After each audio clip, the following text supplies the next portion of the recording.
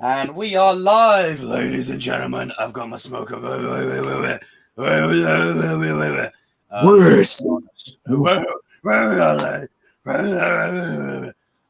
the other drugs going? The fifth brother and then Christian Bale's Batman. But welcome, one and all, to the Dark Knight Watch Party. Joining me, we have the Apex himself, Christian. I'm not wearing hockey pads. Then we have Cody, the man. My father was a drinker. And Okay. That's edgy. It's a joke. It was a Joker quote. It was a Joker reference and a fiend. And one night he goes crazier than usual. And then Evan has returned. Sup, guys? I am back. The most Englishman to How's it ever going? English. And we have King. Let's put a smile. Common sense. The common sense of this whole shebang. And we have Shamoon. Who's missing the action? Somewhere. Yeah. He will be right back. He'll be right back. But everyone, hey Mercury, what's up? Tristan, Lisa, Strike First Media, the chosen one. Welcome, one and all. And everyone, get your versions of the movie loaded up. Get your versions of the movie loaded up. Now, we're going to kick off at the 3-minute mark, so hopefully that gives ample time for... The hell's he doing? So, right, get all your versions loaded up, whether it be Yoho, whether it be physical media, whether it be the 50 million streaming services we have nowadays, because everything's got to have a streaming service. Paramount's now got one. My Toes got one. You know, surprised Sony don't have one. That's probably coming. That's probably going to happen soon. Oh, jeez. Technically, they do. It's called Crackle. Boom. Morbin time. I thought you said Cracker. No, it's called Crackle. Pornhub's got Oh. one. Oh, Lord.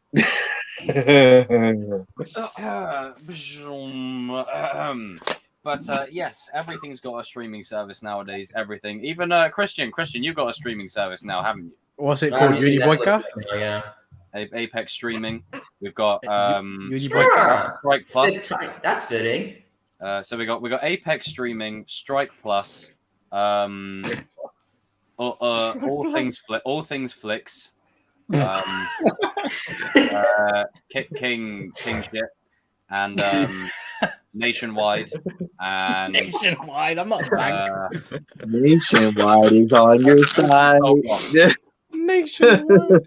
But yes, get all your versions loaded up. I assume we all Nationwide have video. a That'll version. outfit. We all have a version ready. Yeah. Perfect. Okay, right. Chat. Follow us. And we're going to do a nice countdown all together.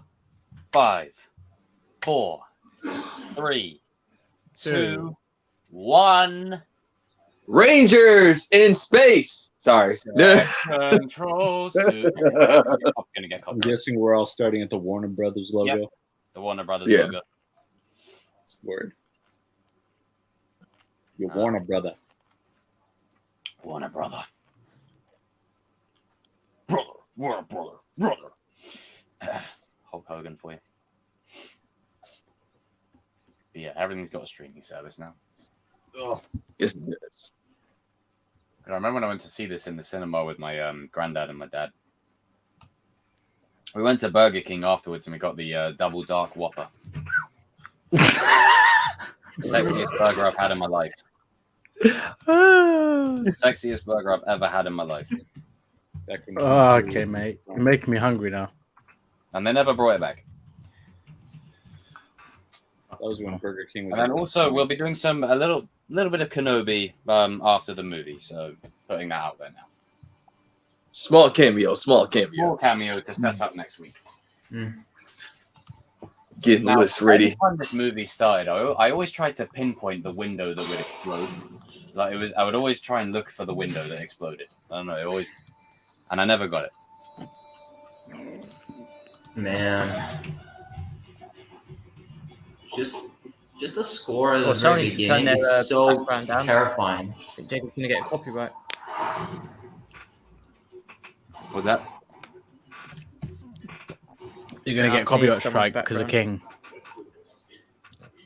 Hey, mine's is actually low this time. You will know when my stuff is loud. You got that, The whole you got that world surround knows. sound. On the service, king shit.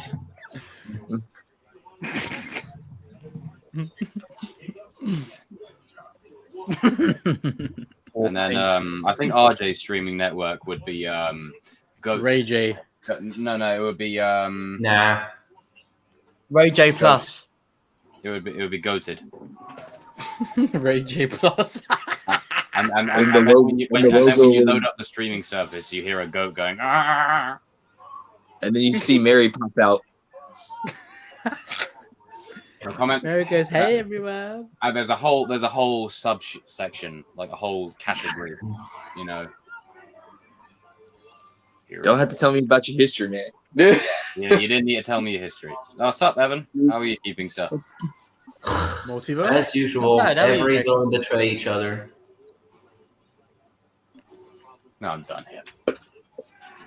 Did you guys know that the owner of the bank that is sitting in the office is one of the voices of the Modern Warfare soldiers? Oh, really? Yeah, Modern Warfare 3. Oh, that's cool. Oh, this guy, William Fichtner, he plays Mahone in Prison Break. He's a great actor. I love him. Mm-hmm. I wish he had more to do in this movie, but I really hope that he gets more roles because he's flipping underrated. Really great actor. No kidding. He's one of them actors that you see quite a lot, but you know he never really gets more than that kind of role. This guy pulls out a shotgun. And he's like, "Yeah, I'm gonna shoot your ass." Shotguns are very dangerous. Come close, you're dead. Why wasting your bullets to a couple of people while making them run? He's starting to shoot like a stormtrooper. Not playing. That really depends. To be fair, at least he's actually close to the target. Ha! Stormtroopers. Yeah. Wasted one bullet You right? for a guy, and one last bullet was one dude. Ah, waste of a man. And he just gets capped. Why are you not a count?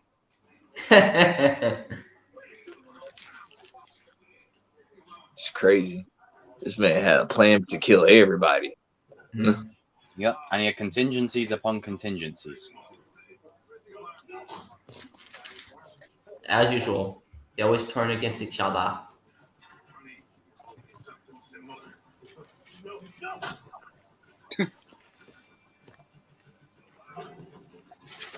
That's all the mob's money. Oh man, fake or not, seeing all that money, but I'm ready for the bus. What bus driver? What bus driver? Boom! it's out. Time to go.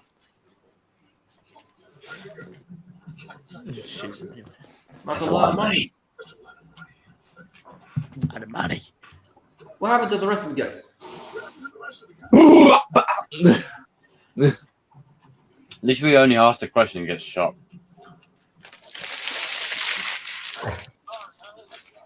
I actually like this part of the movie. Would anyone like a double cheeseburger? Ooh. Yeah. Oh, Big my Mac thing's though, on innit? mute. I said, "Fuck, Way you make better me than hungry." cheeseburger. I believe whatever doesn't kill you simply makes you stranger. Hungry. Mm-hmm. It's mostly to troll RJ because he's always eating in front of me. He's not even here yet, but when he comes, he's gonna be, "Man, I'm hungry." Wow. At first, I didn't realize that this maybe like wasn't this a gas grenade that he put in his mouth? Smoke. Smoke. Yeah. At first I didn't realize the wire that was connected by it, and the next few times. I was always confused. I thought, why has he got like a sigh of relief? It's probably because it's just a smoke grenade. Mm. It's basically just the Joker trolling him. I was about to say maybe laughing gas. I was going to say the laughing gas or whatever, but you know. Yeah, for a second, most people thought about that. Yeah. You see, with the way Christopher Nolan does these movies, you know, like the IMAX aspect ratio will keep changing. Yeah. He does it. Yeah. He does it in a way where it works. Whereas you look at someone like Michael Bay, It's every 5 seconds. Explosions?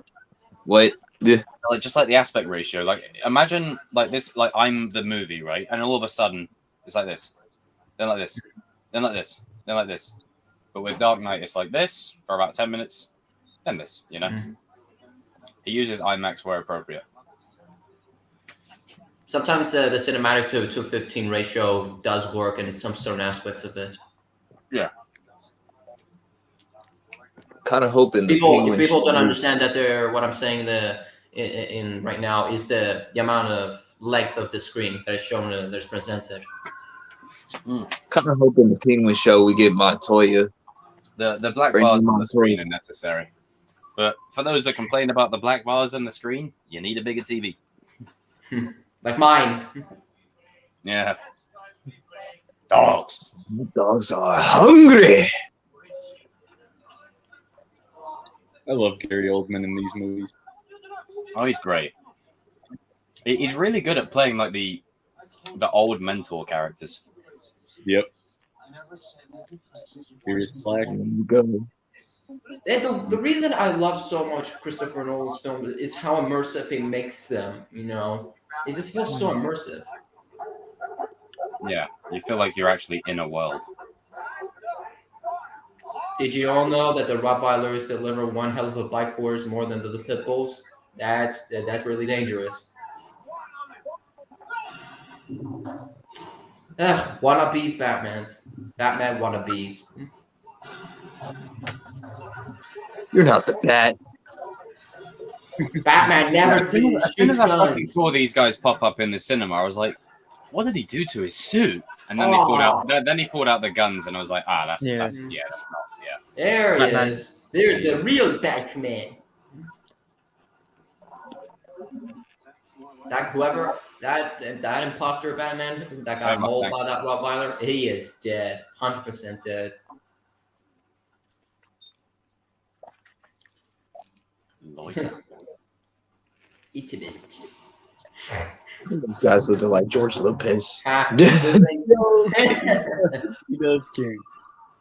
That's funny. There's the original suit. Entrance is still good, if I have to be honest. I still like the entrance. It's very amusing to see Christian Bale doing the Wing Chun on our screens. Yeah, really I think there just wasn't as much of it as people would have liked. I think that was always the thing. Ah!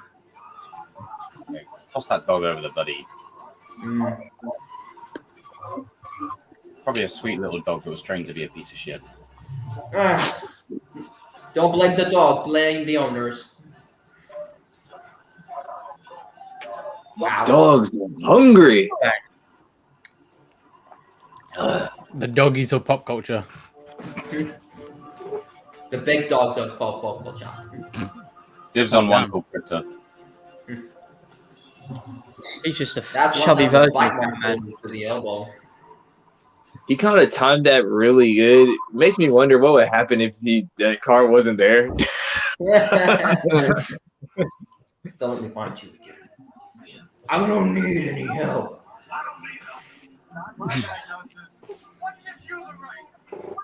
I'm not wearing hockey pads.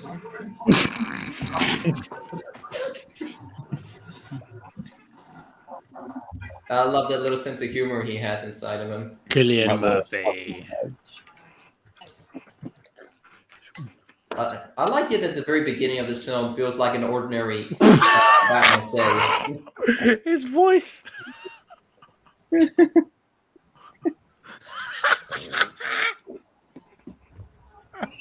Worse.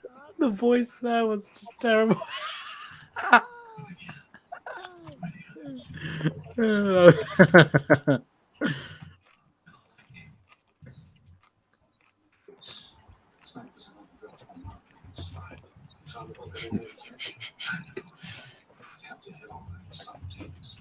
I promise you, I have this theory when like they were on the Scarecrow Island, that's when his voice changed. That's my theory.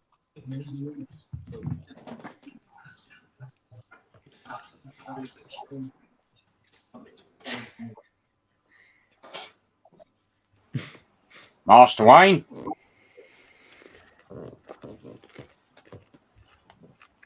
It's like, oh god damn it, not in. All right. Yeah. That's how Alfred is, man. He's like, damn it. All right. What did you do this time? The expression of the actors is what shines in this film so much, and most other films as well. But also the castings, like there's just the choices of actors in these movies is great. Jermaine, Welcome, Jermaine. yeah, Batman So- 2022 is the best. All by a tiger. What the whole city?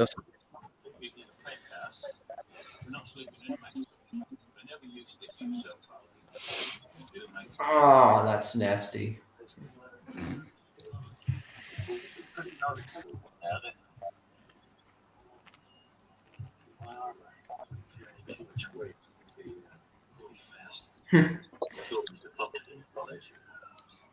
Who's the dog? The dog. Big dog.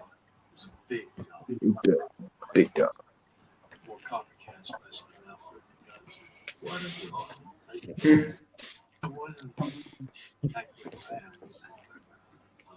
He's lucky he's not bit by a pit bull because these things will never let go when it comes to a bite.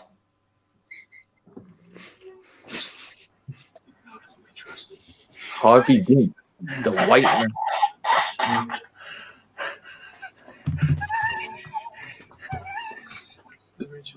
You okay? What the fuck? All good. All good.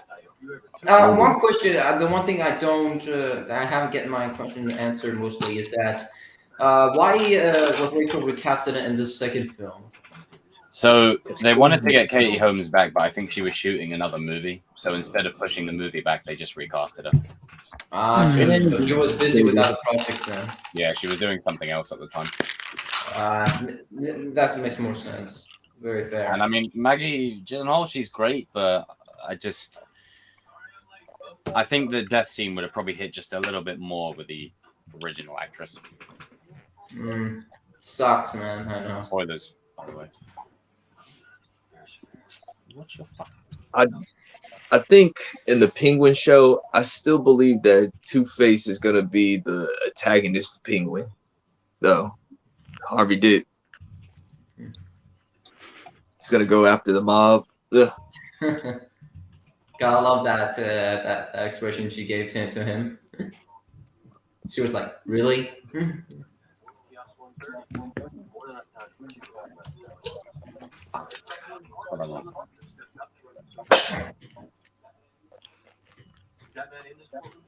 See, I really hope that Aaron Eckhart gets a bit more spotlight. He did great in the Olympus films afterwards, but he's really good.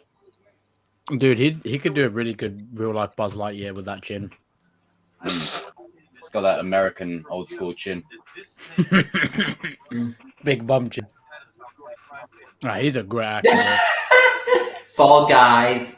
I feel like in another universe he could play like a sorry, I'm gone blurry as shit. That's one way to disarm.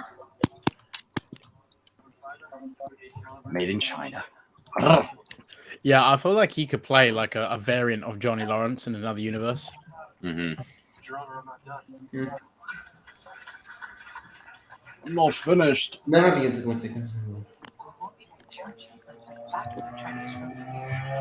We are close.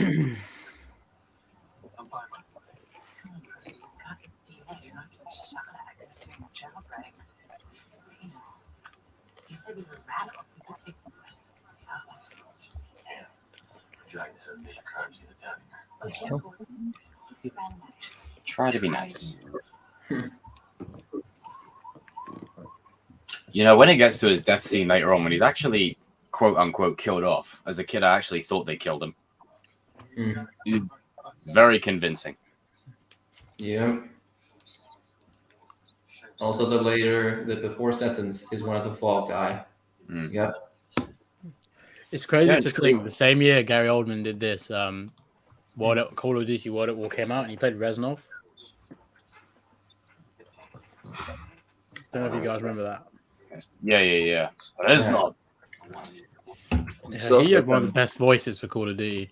And to think the year before this, he was killed off in Order of the Phoenix. Right, that's some bullshit still. Honestly, I hated Bellatrix after that. And Ron's mum fucked her up. Mm-hmm. Yeah, that was the deal, to hate the character, not the actors. So served her an ice cold spell. The actress, Helena Bonham Carter, she was great, but fuck Bellatrix. Yeah, screw that. You guys ever seen a film Battle LA? What? Ballet? No, not Ballet. No. Just kidding. No. I don't know. Yeah, Battle LA. That was going on my camera. Yeah, I have that happen a lot as well. It's weird. I don't know. I look like I look like a derp. Hold on.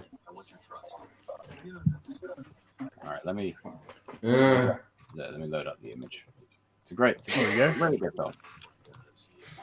The MCU, really? MCU. Mm-hmm. That film. Oh, yeah! Battle of Los Angeles, yes. How could I forget that? Solid one. Very solid one. My brother and myself, we watched that. We loved that a lot. I am Morgan Freeman. Morgan Freeman.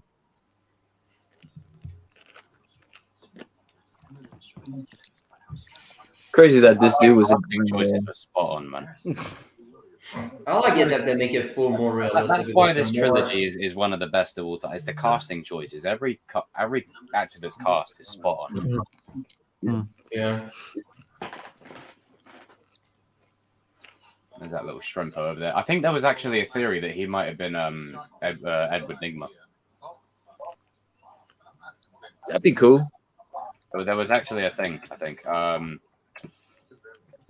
Because I kept on hearing if they were gonna do this movie, they were gonna cast Johnny Depp to do it. I think the Coleman guy that was speaking to Lucius just a second ago. I think there was like an Easter egg put in there that he could have potentially been the Riddler. Put in as an insurance policy in case they wanted to use him down the road.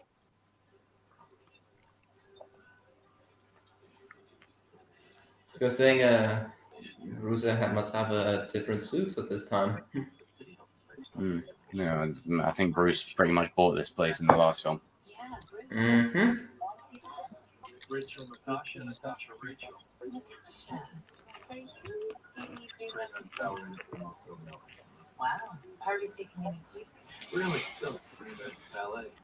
And I love how I asked you guys about Battle LA, and then he's like, "Oh, so you're into ballet?" Perfect. That was weird. Perfect timing. Perfect timing in the film. There. Perfect timing. I own it. That's the Bruce Wayne flex. Yeah, I own it. Shares here now.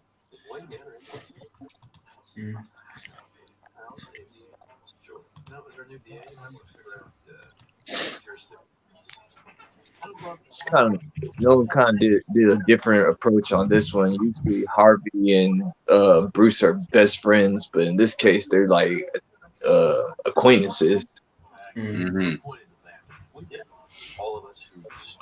Okay, they have that sort of dynamic of where they're both jealous of each other because of the love interest, but they have a common goal, so there's a respect there.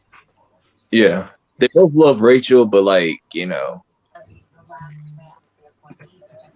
they don't like the criminals on the street. Die hero or live long enough to see yourself become the villain. Well, actually, it's true. He's Gore the God Butcher now, so it's happened. Oh, you mean Quan Chi? Fuck Quan Chi. How's that? Quan Chi is you won't understand, son, if you haven't played Mortal Kombat. Yeah, Quan Chi, the one that's gonna be in the Thor movie. Yeah, of course. Oh, right. So you're referencing the Mortal Kombat character. Okay. I was wondering what the hell that had to do with Gore the God Butcher. I was like, well, what? Quan Chi? Sorry, it went right over my head. It's all good. We're all over in our heads sometimes, man. Huh? Michael J. White. I did not know him at first when he first appeared in this film. It was so unknown to me. The only It was person really- to beat Willie Boyka was Michael J. White.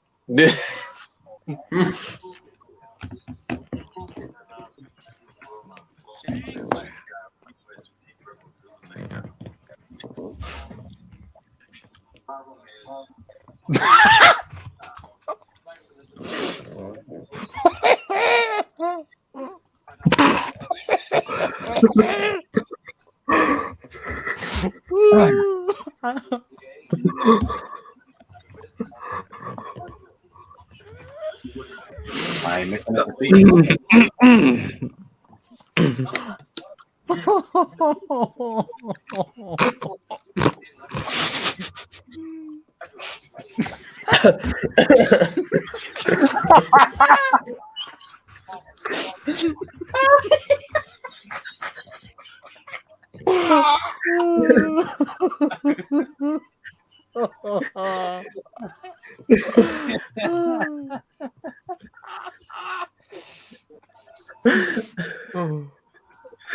Oh my god. Oh Speak of the devil. my god. My jokes were bad. Boy, Oh, pull your head off. Oh. Jesus. I'm gonna make this pencil disappear. Ta-da! Ah, Gone. oh, gone. Magic gone. Ah. I love that scene. Open your eyes. Hey Frank, what's up, dude? That's what happened. A year.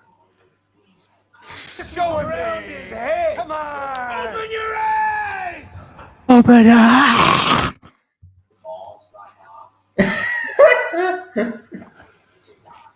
Did your balls drop off? Like me. Look.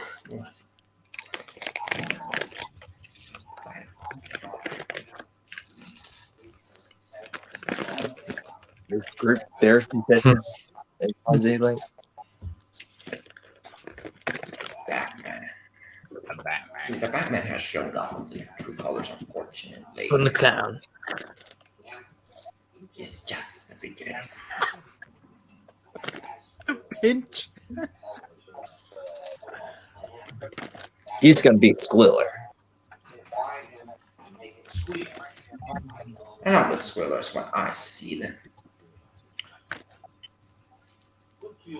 Here's my card. We killed the Batman.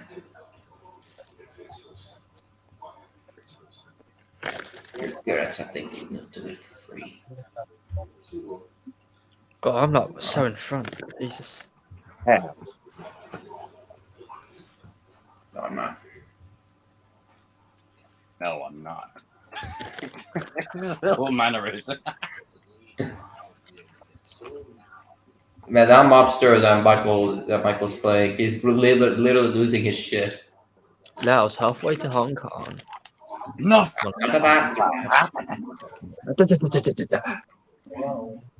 You see that Blood and Bone was about to come out there. He was about to, like, you know, Yeah. 500 grand for this crown dead, $1 million alive. Let's teach him some manners first. This is like Why do you point is like when you want to start if, talking things if out RJ was like 6 foot, Here's and, my like, car. jacked to the gills, like that's that. This is like RJ if he's like 6 foot and ripped. Like this is, yeah, Ooh, Michael J. White. yeah.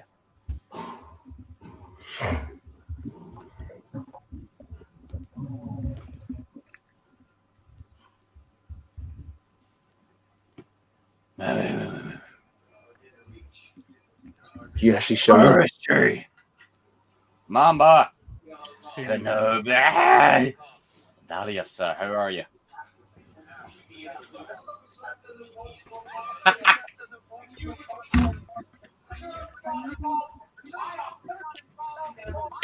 Sitting down there with scum like what's in emerging. Oh yeah, almost happened to a movie called Beat. I just love the fact that Batman is just like chilling. He's like, What is going guys, on? you take care of it. Like, seriously, calm down, calm your oatmeal. Gonna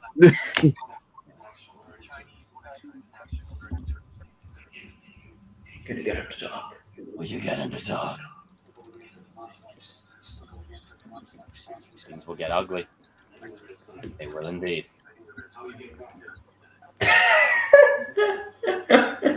He does that. Oh, damn. Morgan Freeman. Why? Morgan Freeman. Gotta love how the Batman disappears.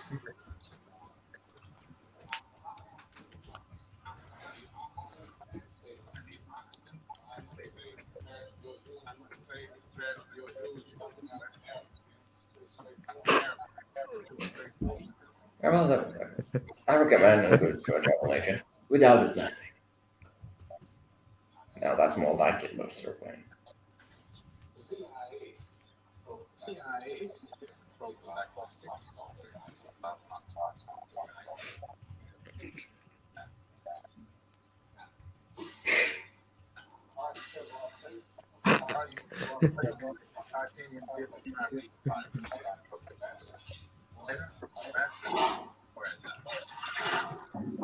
First, you read the You instructions. should read the instructions first. Yeah. He's still reckless like in the first one when he used it in the Batmobile. Mm-hmm. You're talking about why was there flowers? Should do fine against cat. Fine against cat. Bye. Bye.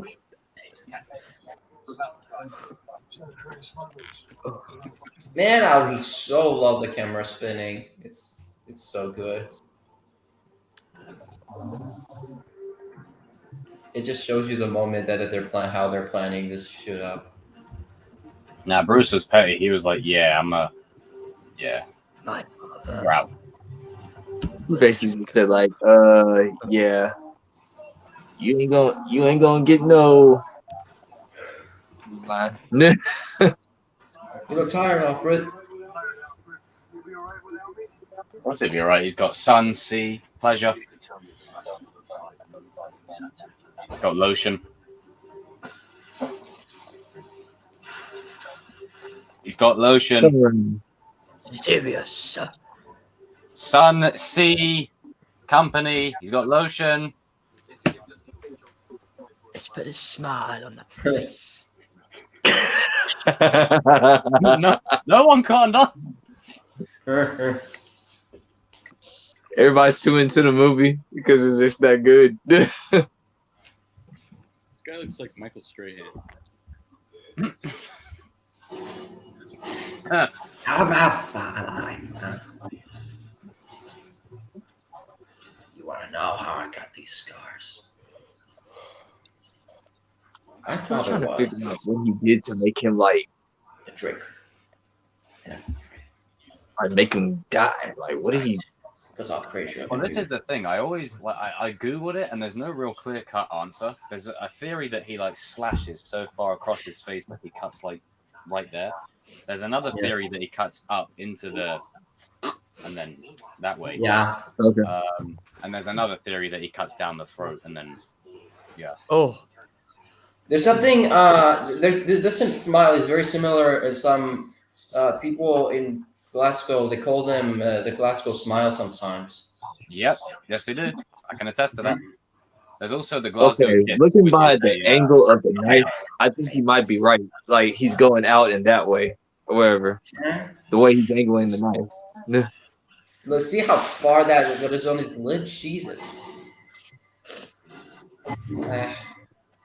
Okay, they did off camera, Yeah, so they that'll.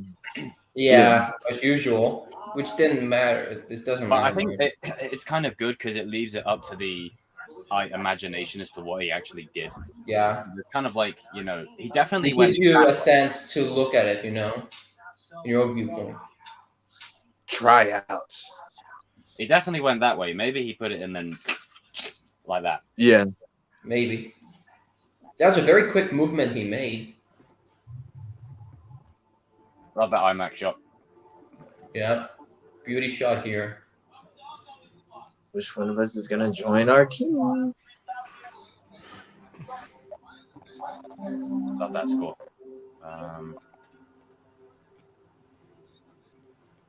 Let's see what.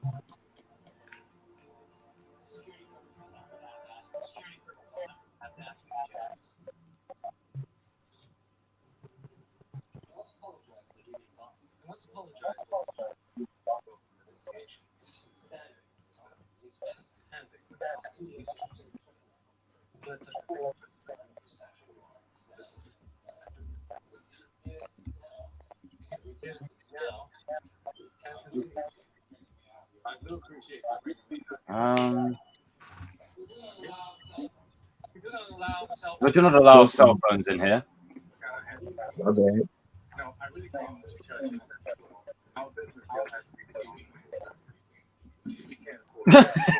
Beat me to it.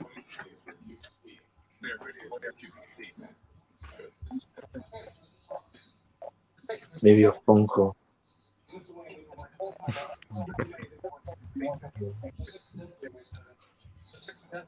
You wasted it.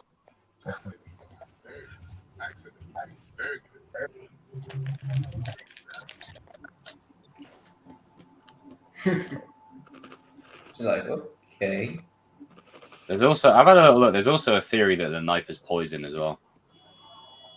That can happen too. Yeah, that can happen. Apparently, he was not originally intended to die in this film. At least not die in this scene.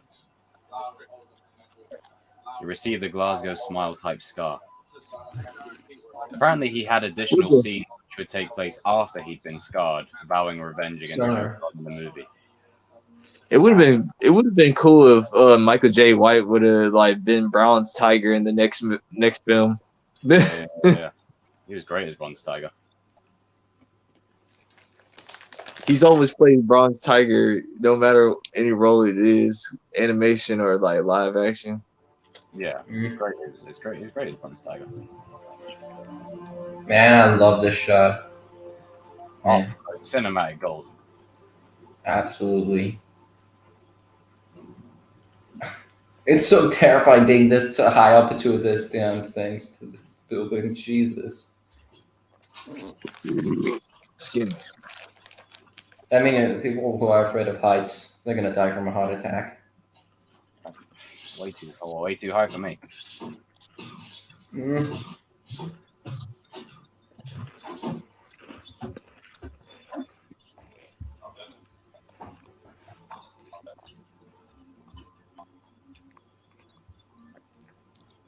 Yeah, I think from what I found, apparently he did leave him with like half of his like mouth slashed, and he was meant to have additional scenes, but they changed it.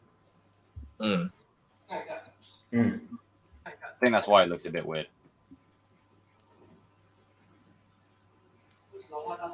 Someone reckons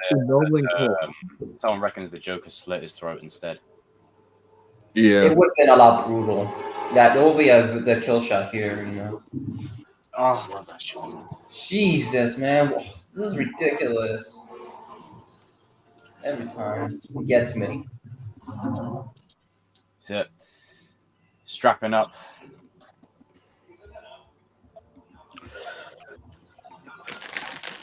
What the hell? I paid them. Yeah. And beautiful. Hey, coming!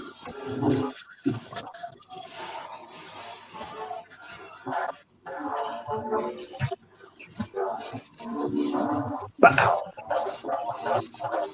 And he just simply disappears after the last glass fell.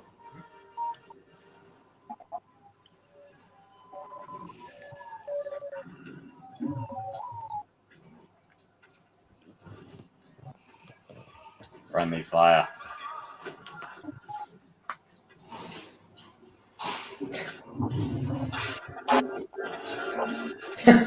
You guys can clearly see the difference of his previous suit.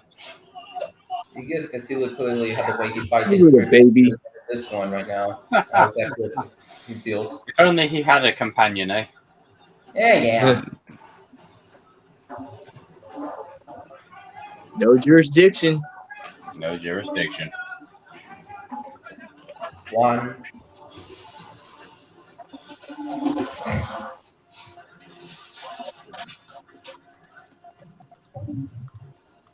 Still, I want to know why people still have not made the connection that Batman is Bruce Wayne. Like when Batman is gone for like a couple of days and Bruce Wayne's gone for a couple of days. Well, this is why Alfred always said to him, you need to have a hobby to distract people.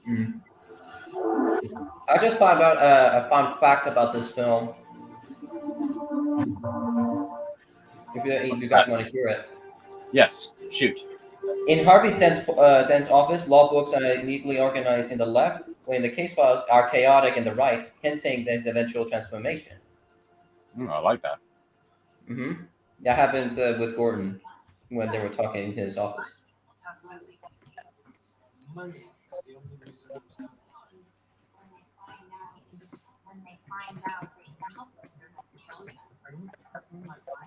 Yeah, she is threatening a client.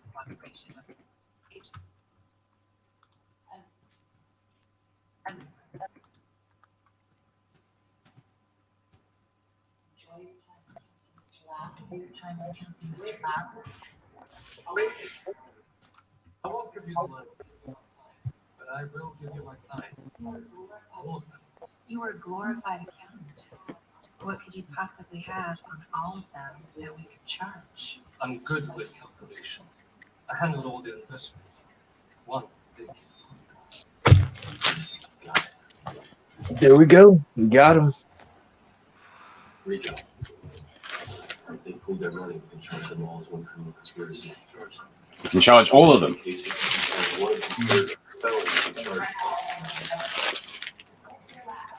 Mr. Lau, my good friend. Well, interesting. All the villains in these movies link into the theme of each movie. Yeah.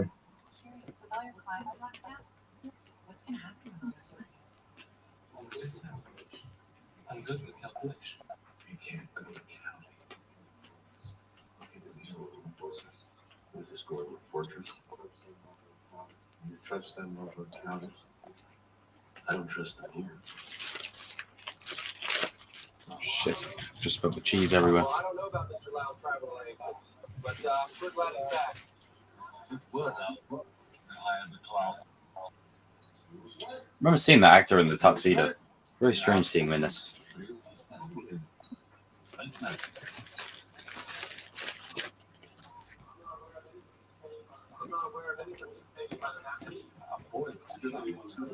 I love how Commissioner Gordon just like strolled in there like a G. He's like, yeah. You guys are. He's like, yeah, I don't care.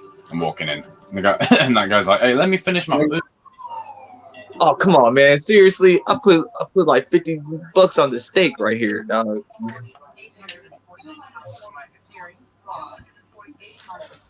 I do. Oh, do you know, there was always this running joke when this movie came out that if you saw a Joker card, it meant you were next. Whoa, volume.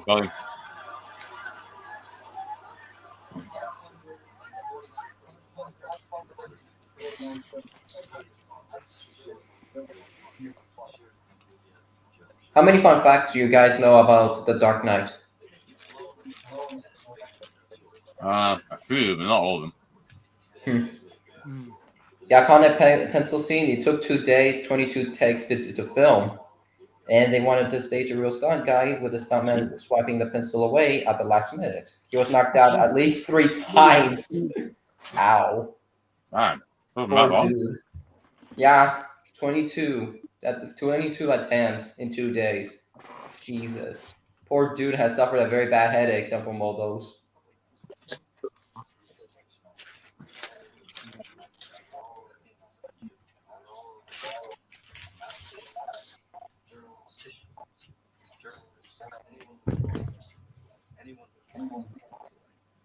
Basically, the mayor of the city just told him straight up, dude, you Yeah, you messed got a up. target on your back now.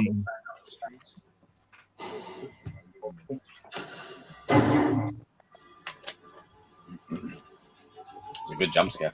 Such a very terrifying scene.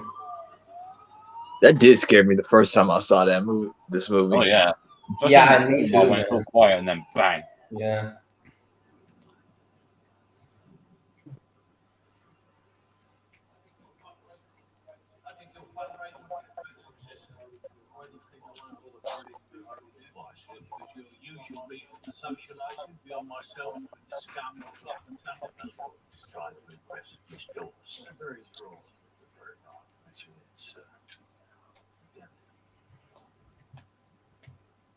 The Batman's dead. Mm.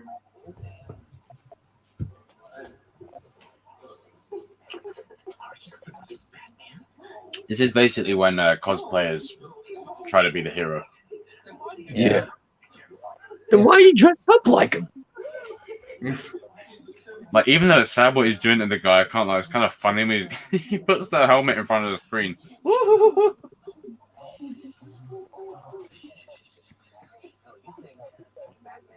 This dude kind of looks like Fred Flintstone, low key.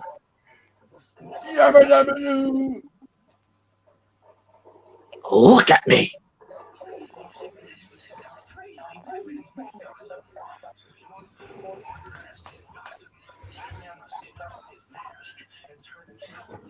What if he doesn't?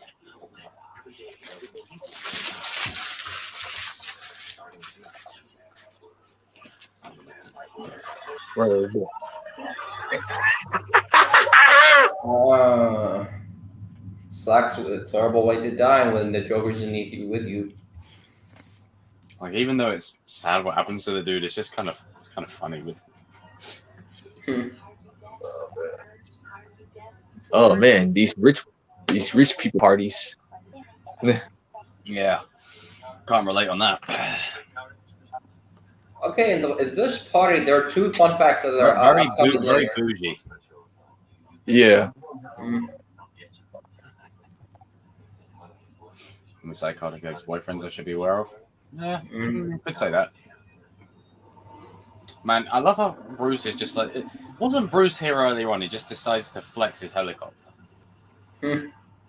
Hey, he has to live the persona of a playboy, so no, he won't draw attention to Batman. He deliberately left the building to come back to the building in a helicopter with 3 models on his side.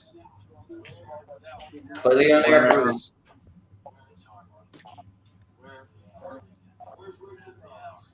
Where's Rachel's dogs? She is my oldest one. You know when Rachel first told me. Oh, dang, Bruce. Don't be that guy. I believe Harvey dead. Then I started to pay attention to Harvey. And all that he's been He doing. was being sort of a dick, though. You know what? I believe in Harvey. I mean, at first I think he was, but then I think as it goes along, I think he does mean it.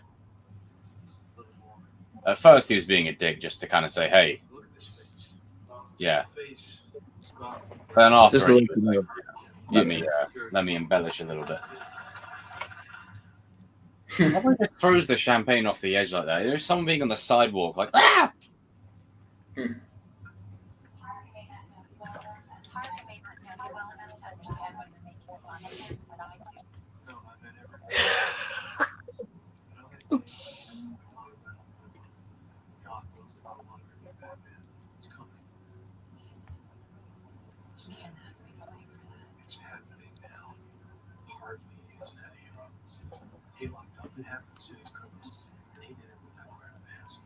But you did bring Mr. Lau back to make it happen, so that is a key. Yeah. It's great as Harvey is. And companions in that. Have you noticed that his glass filled back up?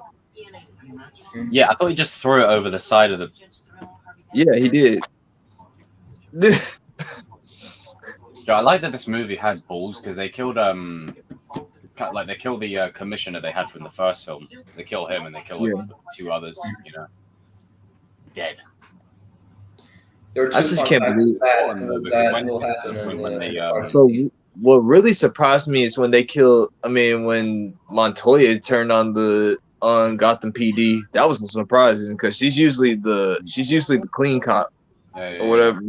I think it adds to the weight of it when Gordon, quote unquote, dies, because these 3 die. So when he dies later on, you're like, oh shit, he might actually be dead.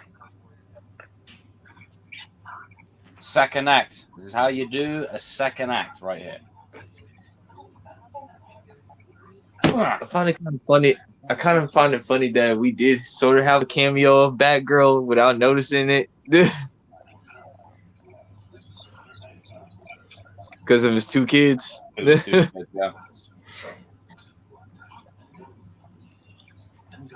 Oh yeah, Barbara Gordon is in this film. I do like how the guy here just pulled out a shot glass and he's like, you know what? I'm going to take a shot. I'm not scared.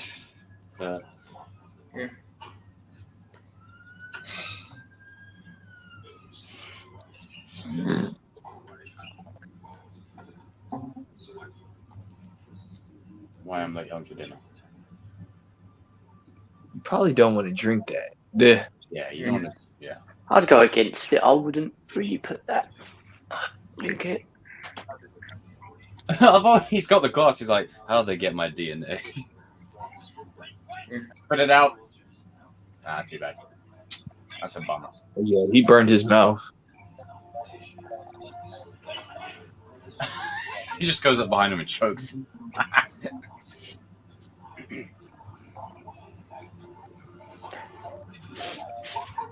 QPR going this season up. Where are Chelsea going? Down. He's coming. Up. Boom. Oh. It kind of makes you wonder, like, how did the Joker plant the bomb so quickly? Yeah, like everything kind of matched up perfectly. But Yeah. it's got a lot of people that work for him, I guess. I love how he goes from like these really creative masks to the really shit ones, like the one that the guy's wearing. Where is Harvey? Dead. Entertainment. Another fun fact in this scene, Michael Caine was supposed to say in a few lines when Joker popped up, but unfortunately, Michael got really scared seeing him, so he forgot all his lines. And it's true. He did say that. He was terrified of him. And this motherfucker, he just split a gun in half. Like, yeah. He just did it so casually. He ripped a gun in half. Like, it's a way that how they assemble together. Yeah, they were doing it on his bed. How rude.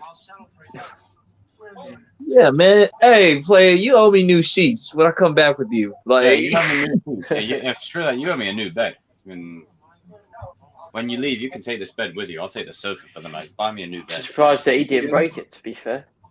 That's not doing the proper job. He didn't do the proper job. He didn't do the proper job. That man that is holding on knife point, the man that sends into the Joker, that's actually How did he get the work done? He appeared in 5 Batman films, and he donates money for the cameos for charity. Most of it are going to the library, and he read comic books as a child. Nice. I love this pan shot they do where it just keeps going round. The facts behind this film is really interesting. Very interesting.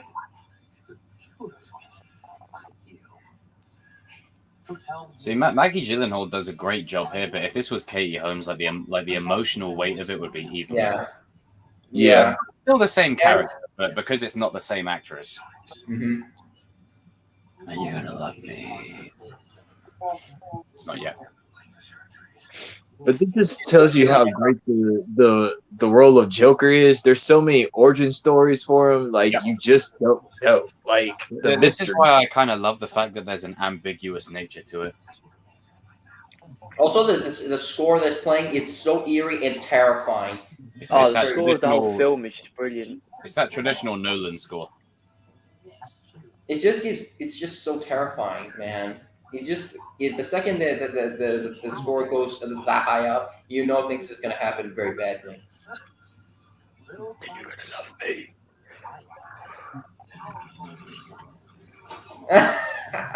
I love the bit here where Joker tries throwing in the other guy and he doesn't want to go. I like that. And then you're gonna love me. I like that. I like that. I like that.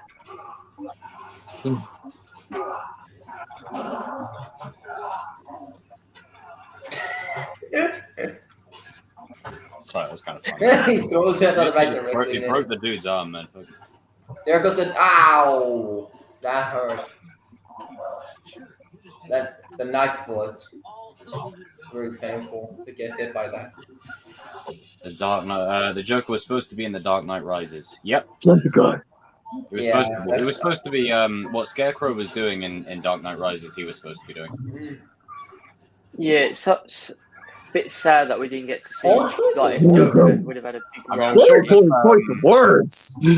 I'm sure Scarecrow would have been in Dark Knight Rises anyway. But I would have loved to have seen But Joker and Bane Joker would have been just in that. work together. Maybe that would have been sick.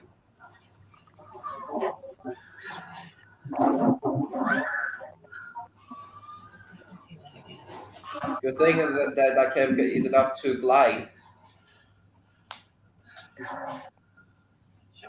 Very poor choice of words. very, very poor choice of words. This is why you got to be very precise with everything you do in life. Another thing. I believe there was a scene when Bruce actually chokehold Harvey Dent. He spoke in his Batman voice, alerting Rachel what's really going on because she heard it before. I need to know something. So did Batman just let the Joker and his crew just leave? I mean, I'm just saying, Well, like, this is the thing, did they leave out the back door or the front door? yeah, it's like this is what some of the things were like. The more you watch it, the more you get. Hey, wait a minute. Don't ask questions. Don't ask questions, Danny. Don't ask questions. Wait a minute, Nolan. Hold on. No, don't ask questions. Don't ask questions.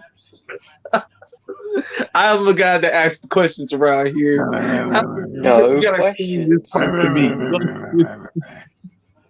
Don't ask questions. Don't ask questions. Man, that design of that suit it's really amusing. No, I'm just saying, like, the more you rewatch the Dark Knight series, the more you analyze, you're like, wait a minute. All right. Time out. Okay. Time out. Wait a minute. Hold on. I know Batman's really smart, but he's not that dumb to let them guys go like that. Like,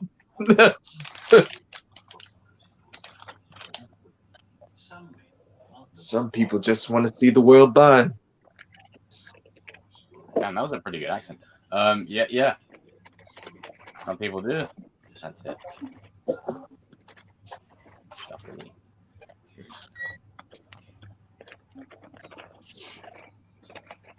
I love that shot right there with the blue in the background. Yeah. Saucy. I wonder how Nolan gets that. There's got to be a certain type of way of doing it.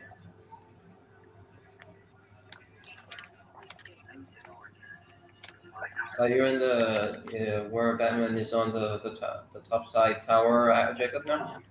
Mm-hmm. Yep. Yeah. When he's standing on the top bit, yeah. Yeah, me too. Now you just transition to the massacre here. Mm. There we go. The balance.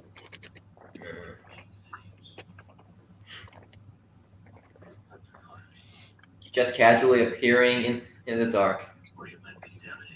Us contaminated. It's because of you. These guys are contaminated. Patrick Harvey. Watch your mouth. Get out. Beat it. Beat it. It would have been funnier if Batman just was like, "Shut the fuck up. Beat it." Doesn't even say it normally. Just like, "Shut the fuck up. Beat it." I saw it on Cobra Kai. Good series. I'll watch that soon.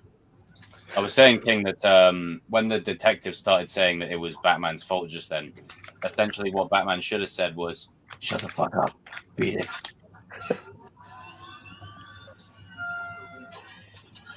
The mayor's next. Mm.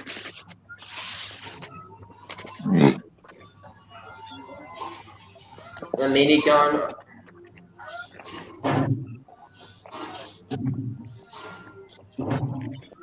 I'm not sure you made it. I'm not sorry.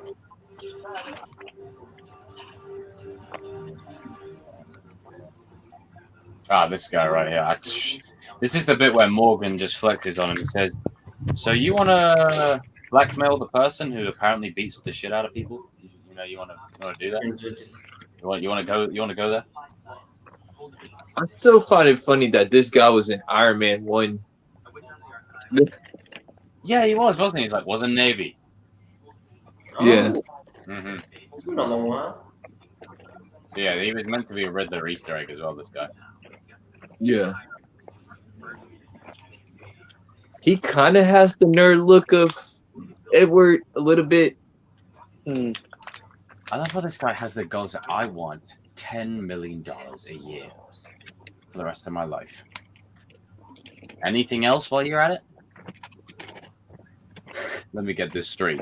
This isn't Lucius Fox anymore. This is Morgan, like saying, "Okay, let me talk to you, little boy. Let me have a little chit chat with you." And honestly, like the Riddler will probably want Lucius Fox like to be axed off because like he was the only person to make him answer a riddle that he did not know. Yeah. Good luck. Just like good luck. Casually, he just casually say that. Good luck. He's just like, "Good luck."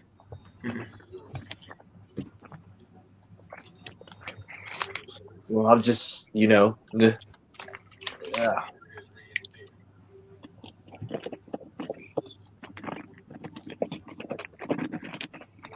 Touching on his detective skills, I like it.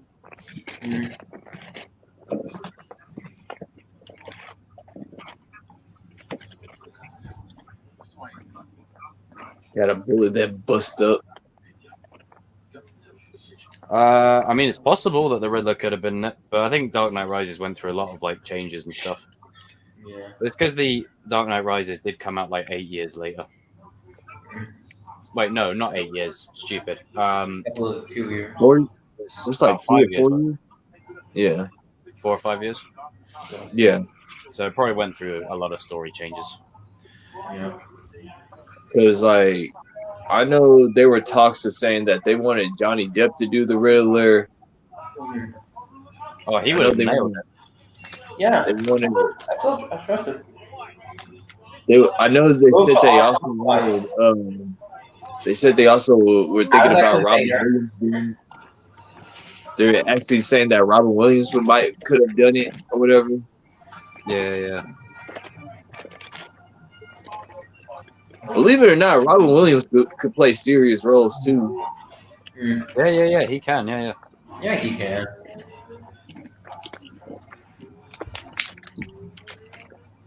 Because he was supposed to be the original Riddler, like in Batman Forever. Like, he was considered to be one of the candidates, but since Jim Carrey was doing Ace Ventura or whatever, like that's who Warner Brothers wanted or whatever.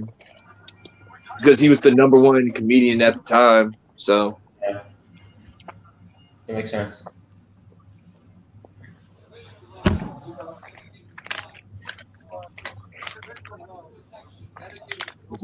But I just keep on asking David Zaslav, man, listen, I don't ask for a lot of things, but can we get that Joe Schumacher cut?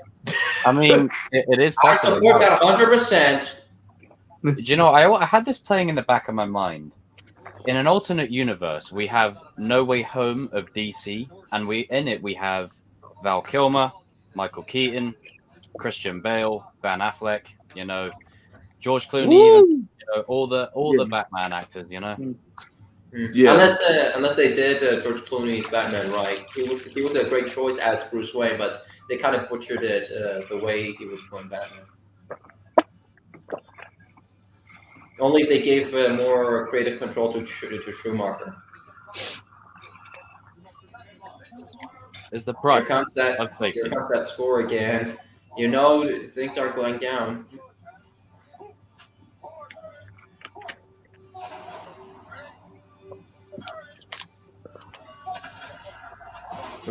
Oh, Well, good and shot.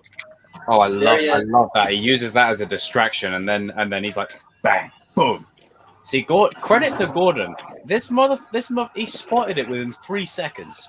yeah, just a split second. If he didn't get in the way in the second, the mayor would be dead. Also, shout out to Polka Dot over there. You know the actor right there. That's Polka Dot from the Suicide Squad. It's crazy. It's Polka Dot Man. He's in every superhero film.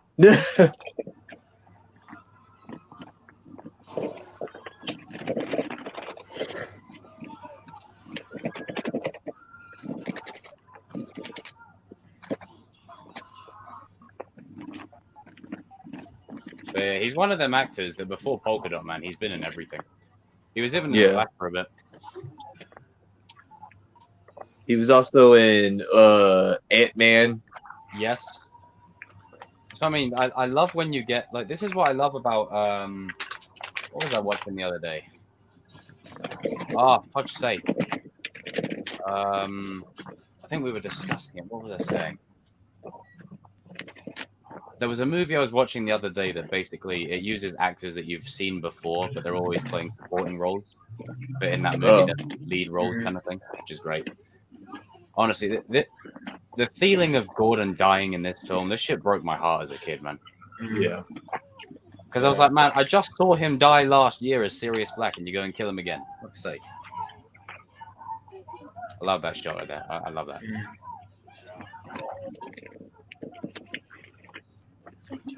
Montoya, you dirty cop. Yeah, you should feel guilty. The club scene. The club scene. Does this remind you of anything? The club scene. This one. All you guys are guilty, except for Fat Boy right here.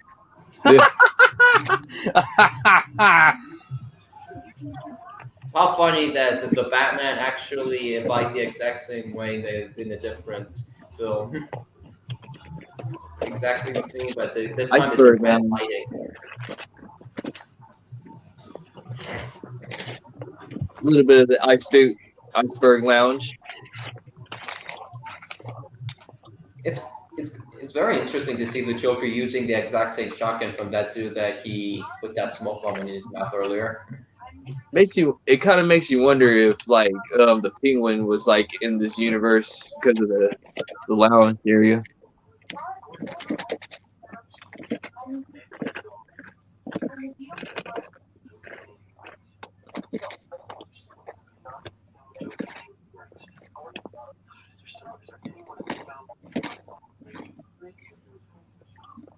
He's dead. Gone. Didn't.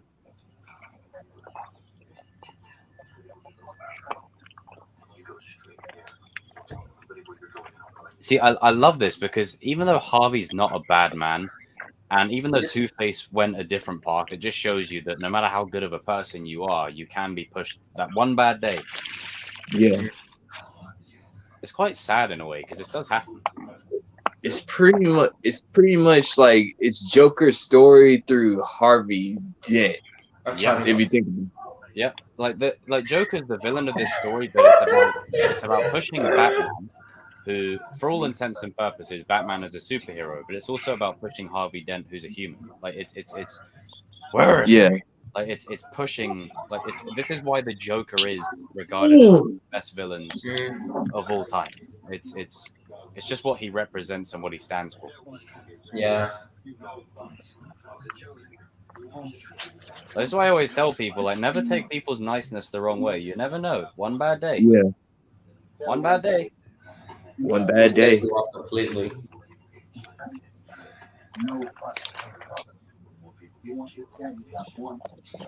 Let's take off that little mask.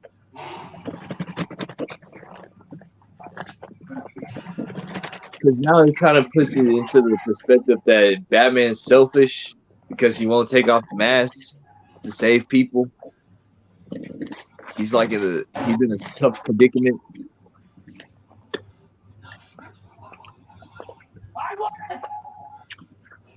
Oh, Darius, all it takes is a little push. Exactly. It's deeper than that. So I'm gonna leave that there for a bit. That's This is what I love about Nolan's trilogy is that as much as it is a true comic book movie, it's very realistic. It's a very realistic take on what would happen. I don't know anything. I don't.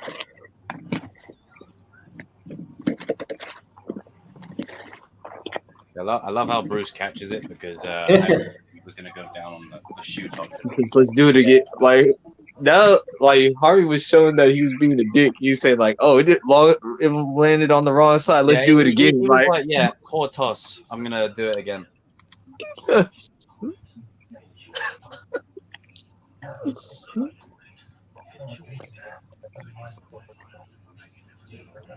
Cause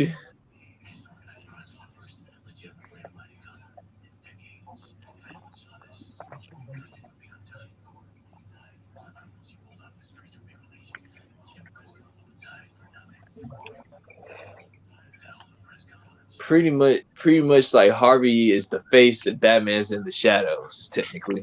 Yeah, more or less. Yeah. You can't give in.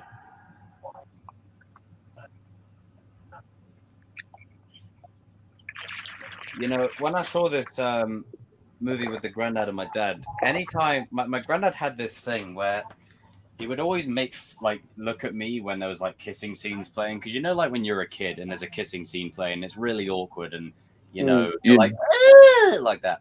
Like he just especially if you're watching it with your family. And this is what he did. He was like, and I was like, oh, stop. He's like messing with you, like yeah. Especially in Spider-Man 3, but that was the year before this. Yeah. I took my Scottish granddad to see that.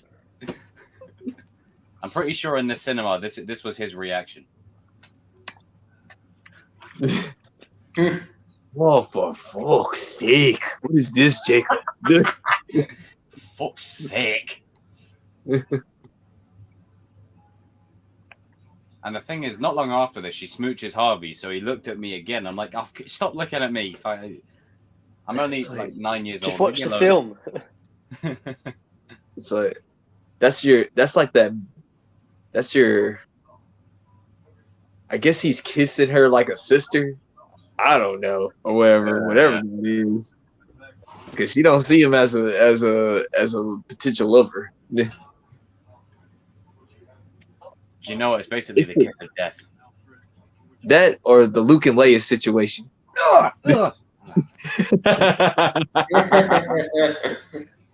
You all seen the deleted scene of that, right? They got close. Like she wanted a bit more. I'm just saying, she wanted a bit more. So the whole brother and sister thing, George Lucas, I love you, but you shoehorn that in Return of the Jedi, man. You shoehorn that in. I know Mark Hamill was probably like looking at George like, really, man? Really? The thing is, when she says, somehow I've always known, I'm like, so ew. Yeah. Did you see when I was playing through Return of the Jedi on my Lego Star Wars thing? The cutscene showed Luke going, "My sister." Yeah. Leia's my sister. So I don't know what it is, but there's always in the Star Wars trilogies, Revenge of the Sith, there's shoehorning 3PO's memory loss as the reason he doesn't remember anything. Return of the Jedi, there's the shoehorned brother-sister thing. And in Rise of Skywalker, there's the Palpatine shoehorn thing. Like, each third act of each trilogy in Star Wars has a shoehorn moment. It's really weird. Yeah. Because it's like, George, why doesn't 3PO remember any of this in the original trilogy? Because he gets his mind wiped. Yeah, things are worse than ever. Things are worse than ever. I think there's a Miguel variant just in the audience. Would you guys leave the fun facts after this film or during that we're watching it right now? Oh no, you can do them as we go, man. Fair enough. But we will once to the moments once it leads to the moments, I will give the fun facts. Yeah, of course, man. That's Miguel's father right there. He should turn himself in. Yeah. But no, Aaron Eckhart's a great actor. I really hope he gets more. Such a good actor. It just shows you even good people, like when they push, they'll turn on you so quick. A million times. I've said it a million times. It's a story and a tale that's as old as time. You know, don't mistake people's niceness for weakness because it can bite you in the ass. Because now, if you think about it, it's sort of like it's a different franchise, but it's sort of like the Halloween movie that we just saw. Well, Halloween Kills, where it's like, you know, evil dies tonight. Yeah. Oh, don't get me started on that one. Cringe. But it makes sense. Like when you become It makes sense. It's just like when you're in fear.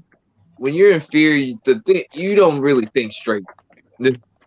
No, it's that thing. Look at my camera, for Christ's sake.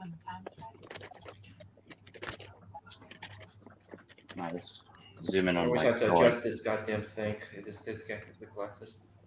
There we go, fixed. So this is what we call classic Chekhov's gun. And Darius, if you're in the chat, you'll know this. A letter. That letter is a Chekhov's gun, meaning if you introduce a gun, you got to be prepared to fire it. So essentially, that letter is Rachel's bye-bye. As soon as that, like, even at me, at like 10-year-old me, as soon as I saw that letter, I was like, yeah, she finna die. That's what I was saying. Whoop, she's about to die. How do you know? Nah, just call it like you watch too many movies or some type of thing. Like, Yeah, like it's, some call it a trope, and then others call it a whatever. Like, could you imagine when he's smooching her hair? He's like, tastes like Bruce Wayne. How do you know?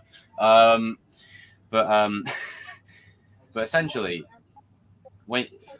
even though it's a bit tropey, you know, it's a very emotional heartstring kind of thing.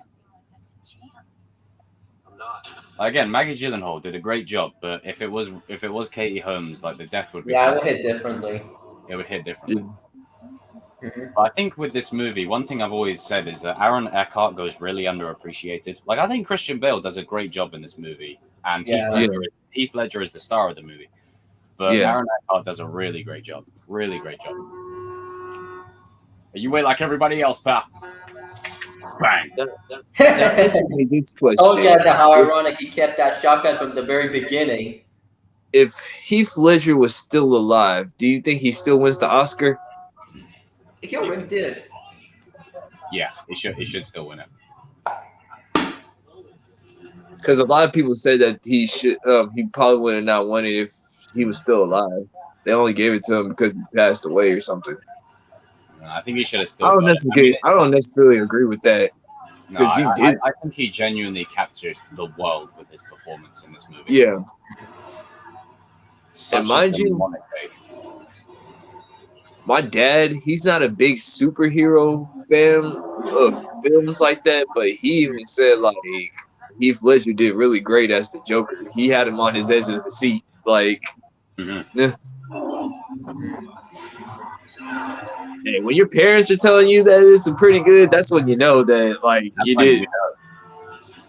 That's when you know. I love how Gordon's like in the thing, and we don't like until you rewatch it, you don't know that it's Gordon. Yeah. Yeah. He just didn't say a word. He didn't say much of a word. I'm not gonna lie, after the Joker starts spraying that with bullets, I kind of wanted to play Call of Duty after watching it. Like, it always just gave me a vibe. Like, I want to just start, you know. Like, I think that's probably the best thing about using like movie guns is you can just spray, you know, and not worry about them, as long as they're within, you know. That's important. Blanks only. Blanks only. Okay, now this is another fun fact here. The reason that the backside is opened, if he did, he would have hurt the entire group of thugs because of that the explosive barrel that has behind the the bazooka, you know. Is that a grenade? Yep. Here comes another fun fact now. That's another reason why I never to be a police officer, because you got to deal with this. Dude. Now this I know scene, the this scene in isn't the the most tumbler in the classic garage Batmobile, truck, it but- was actually shot with 1/3 scale miniatures. Oh wow. Yeah. I mean, I know this isn't the most classic Batmobile, but I love this one. Like, I love that it's like this military. It is. It doesn't. It not only it feels like a tank, but it's menacing as hell the way you look at it. Oh, it looks like a beast. You know, like when Yeah. you play Mario Kart and you get that bullet Yeah. pickup. Like, that's what that is. Pretty much, if Batman was to enter our universe, like this would probably most likely happen. Yeah, this is a very realistic take on it. Yeah. That's why And Gotham also, looks like let's not Chicago. forget the roar of that Batmobile. It's amazing. That's why Gotham looks like Chicago more often than not. Yeah. Yeah. How about these guys are like, yeah, just finished work. Harvey, dead. Oh, excuse me. Favorite Batmobile? Oh, I'm a bit mixed because I do love Michael Keaton's one, but then again, Excuse me, I want to drive. but Robert's one I think is the best. A muscle car, huh? Yes, muscle car mixed with Knight Rider, baby. Yep. I He gave me that like vibe. Val Kilmer. I felt that vibe. So I don't know if you're going to watch this, Stuart, but if you do on rewatch, shout out to you because we're coming up to a bit where you know when he flips the truck, it's like he missed. Vroom, zing, vroom. But we're not there yet. We're at the bike bit. Goodbye. And here it comes.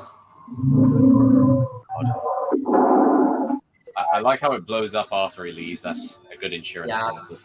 It also it also has that the screen also shows that it's going to self-destruct. Yeah, he knows that he's in deep trouble.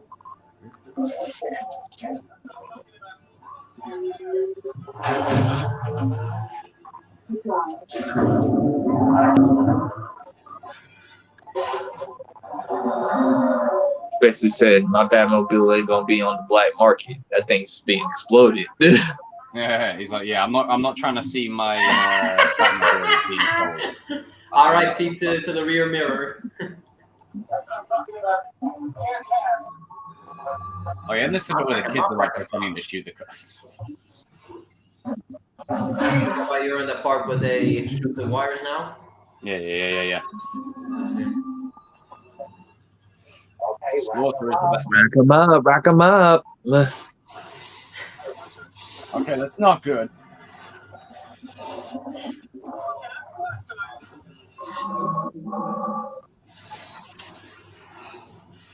That's not good.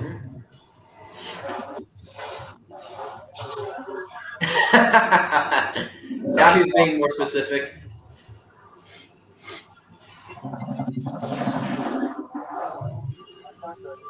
The one thing I will never get over, no matter what movie or show it is, glass does not break like that. I love his laughs, man. This is just so good. He's having a lot of fun.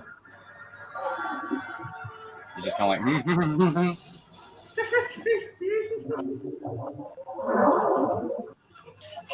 Now there's.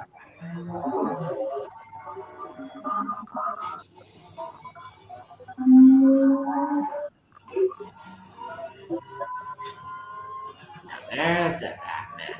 And we're at that bit. Wait for it. 3, 2, 1. He missed. If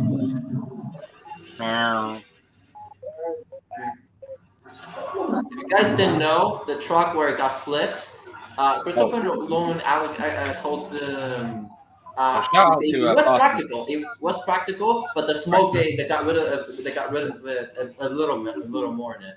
See, this is how good It he was too much like, smoke. within the little That's why they mannerisms, get like rid when of he's falling over, he shoots the gun. Like it's the little moments like that. Shout out to Fast and Furious 9, by the way, for copying the truck. rolling over sequence.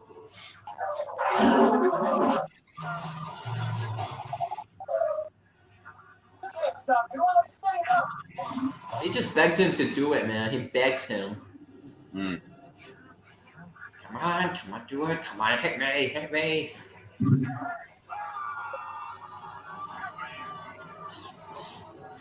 He couldn't do it. Ow. It's almost like Joker's kind of like disappointed, like, oh, really? Yeah. His face tells everything, you know. It's pretty much the game that they always have. It's like I catch you, you catch me. Yeah. Like, you won't kill me, and I won't kill you. Can you please just give me a minute? Man, Gordon pulled up like he embraced his inner Compton in there. Like he was like, yeah, get off. There's that aspect ratio change. Yeah. No.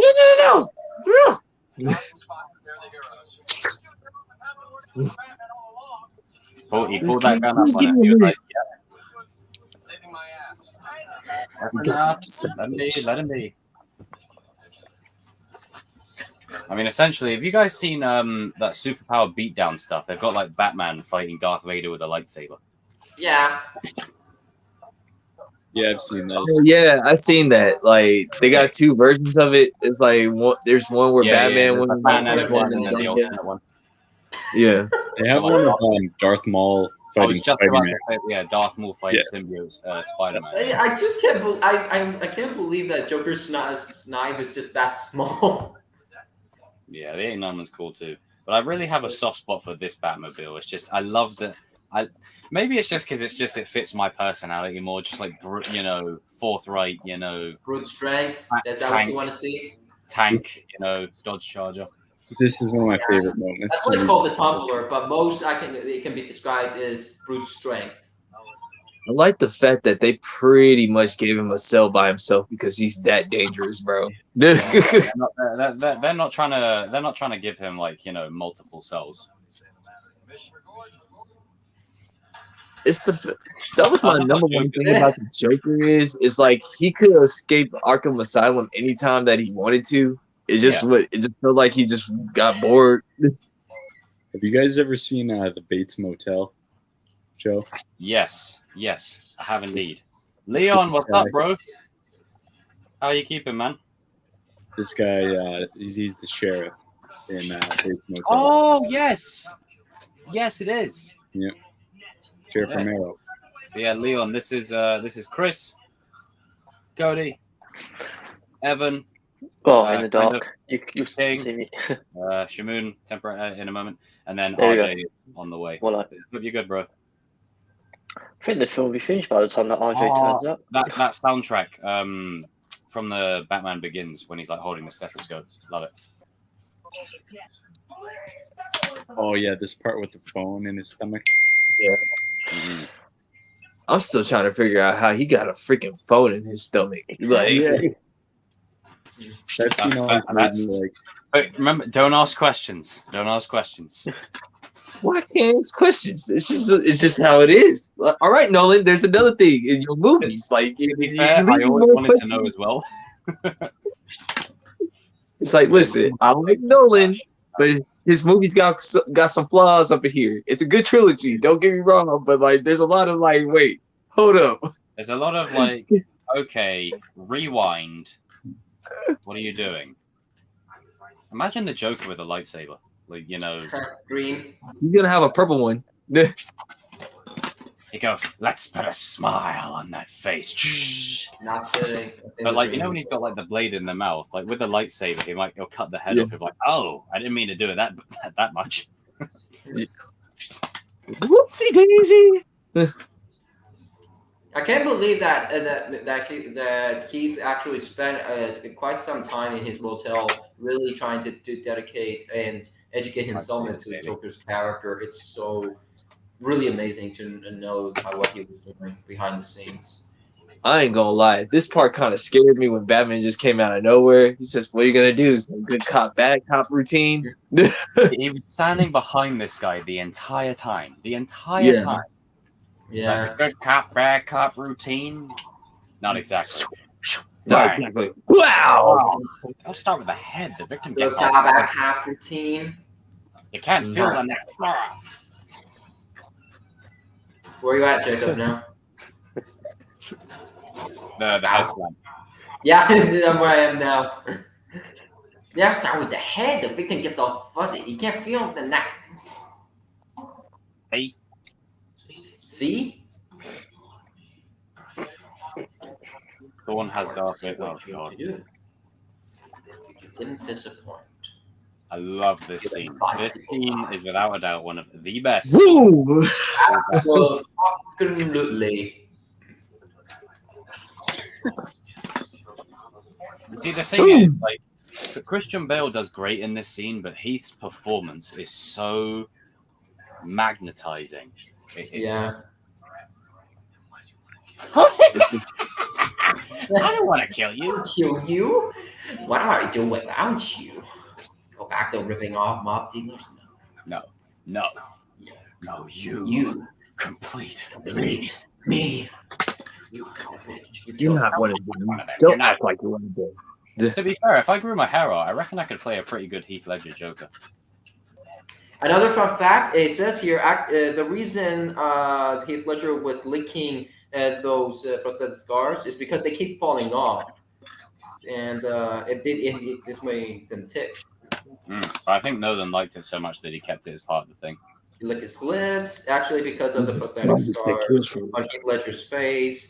They kept falling off whenever he speaks. So he will lick his lip to keep them in place.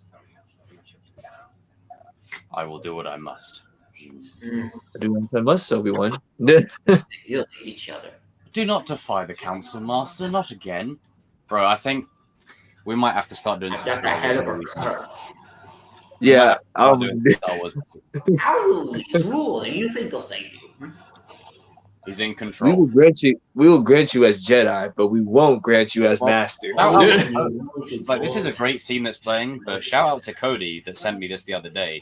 That when Mace Windu says to him, "Go to wait in the chamber till I return," there's a thing that they said that Mace Windu was going to grant him the rank of Master when he got back.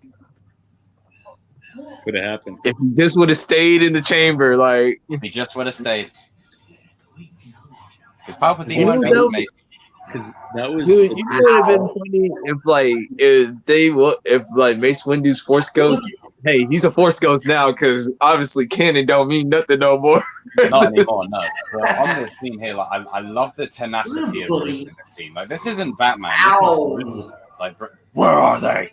Like, this isn't Batman. This is Bruce. Like, he's unhinged Bruce to the point where Bruce is unloading on this. He literally got punched in that scene. He literally got punched. He's like, like he's going straight up. He's going Ed Furman onto that ass. He's so that face that he just did. He's so scary. Both of them. Christian Bale's performance is terrifying when he's angry. The Batman's really terrifying when he's angry. Man, this scene is so fucking haunting. Oh, you. To be honest, to know that Heath Ledger took those punches, that's literally insane. You late. Where the hell have you been? There is Kenneth. There's my boy. You at the interrogation scene? So yeah, Harvey's back to the barrels. That's my favorite scene. 1 hour, 31 minutes. Hello. Yes, yeah. Like this, I mean, the death in this movie. Let's go get it. Like movies right now should take notes. Like the 3 deaths they had earlier on, setting up Gordon's potential fake out death, but it made you think he was dead. And then the choice of Harvey or Rachel, it makes you feel like shit. They're about to actually die. Yeah. Not like how we're feeling with Marvel at the moment, when no one stays dead anymore. Joker said, "I want my phone call. I want my phone call. I want it. I want my phone Ray call." J, my boy. Huh? Ray J, my boy. Rachel, my boy. This You always say, Cody, my boy. All right, what minute mark are you guys at?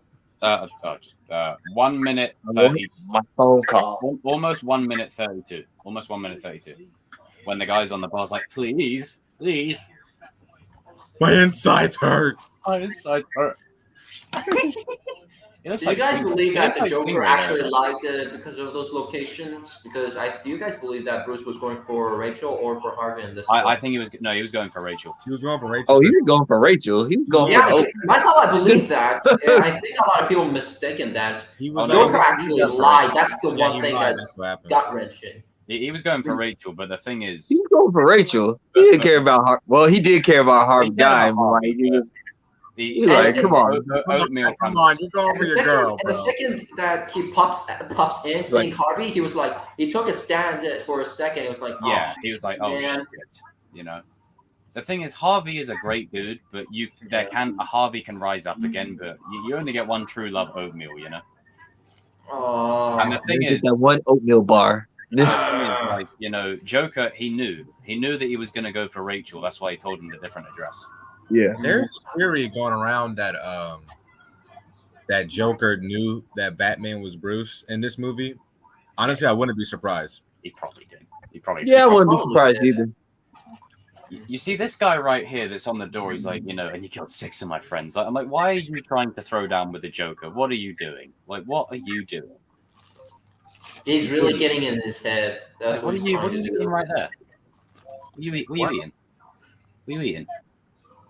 Oh man, I had a burger earlier for. From where though? I mean, you did say that Ray J would eat in front of you on stream, and you weren't wrong. So from where though, Jacob? From where?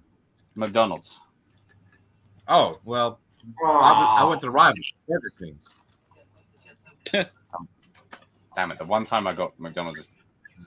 Yeah. Enjoy it. Yeah. Soak it all in. That's it. Yeah, that's it. Get a good mouthful. Tasty. That's it. Big bowl of it in your That guy was stupid to throw. That guy was stupid to throw down with the Joker. Yeah. Why? I don't understand why you did. What? Sorry. I just want my phone call. This scene would always make me cringe as a kid. Which scene? Yeah, the phone. Where Harvey's like spitting the oil like on the floor bit. Yeah, he's also trying to create himself. He looked like Tom Holland for a minute. Yeah.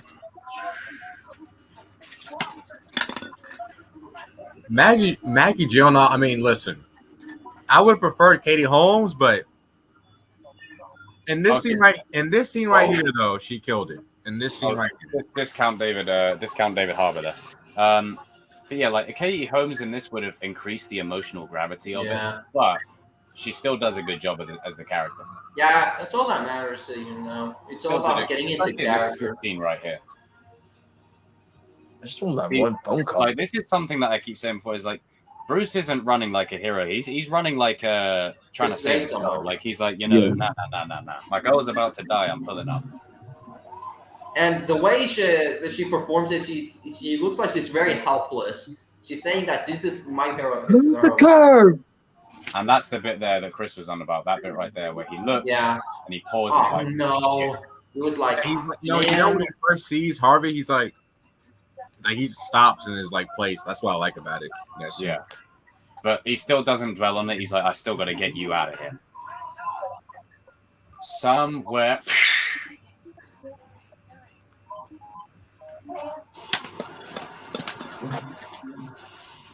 Rachel!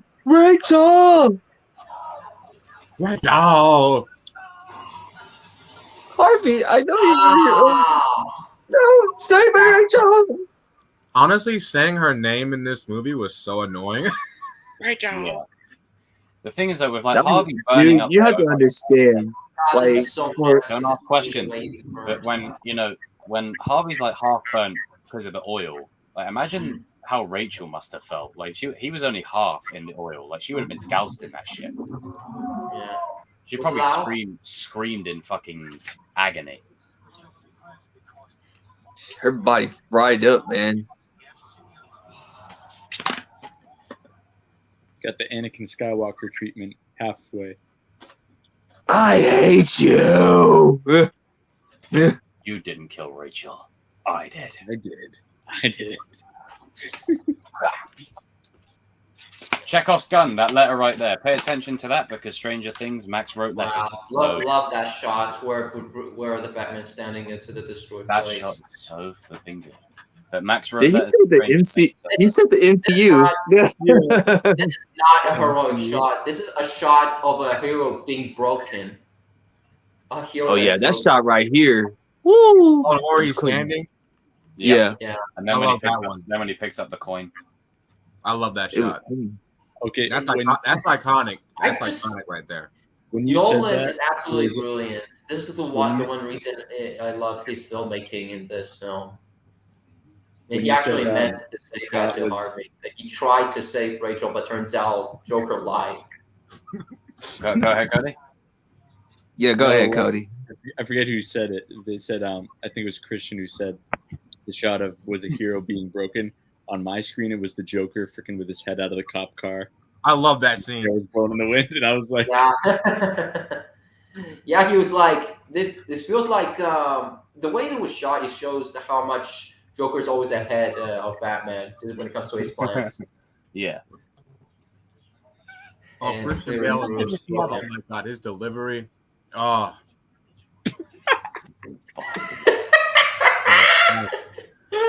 his delivery. But no, his Christian Bale, my guy, man. Everyone says It took me- Christian Bale was average in this. No, he was not. It's just No, he wasn't. Heath Ledger was that good. You know, it's It took me a minute to recognize that he was still in his bat suit, like for years. Like, oh yeah, huh?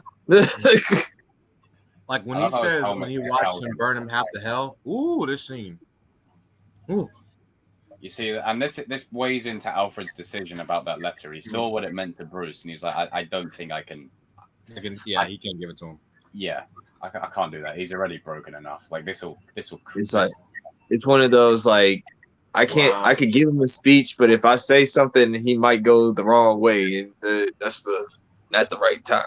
Because at this point, there's a few ways he can go. He can either go relentless and kill Joker, or the letter sends him further down a path of. So it's kind of like where I Alfred. mean, look at the Dark Knight Rises. He even said, Alfred, you use letter to spare me from going down the path. Like, really? Mhm. Now, this scene where Harvey's going to flip the coin, this is where he will understand Rachel is fully gone. Man. I do like how they keep it muted. Sort of like how in Order of the. Literally the year before this, I saw Sirius Black Knight. Order of the Phoenix. When Harry screams, like they mute the no, like muting that is good. Yeah, it was a good It's choice there. it's more like a very sad tone. So He wants us to feel Harvey Dent. He wants us to feel.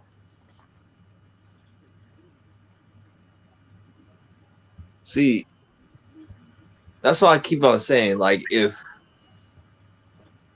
And they Tommy actually Lee put this Jones, great if Tommy on Lee him. Jones would have like turned down his Two-Face a little bit more and not made it so like crazy, you'd be pretty good at it.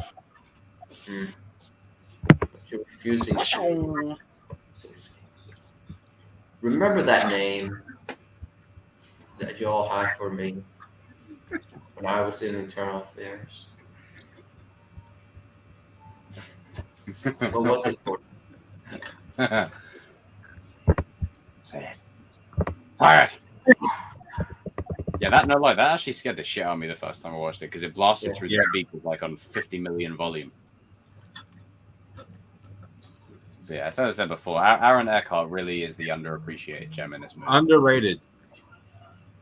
Who I really am. I don't know what it is, but this time period, right? Aside from characters getting killed left, right, and center, James Norrington, Harry Osborn, all that. Around this time period, we had half-face villains. We had Two-Face. We had Harry Osborn.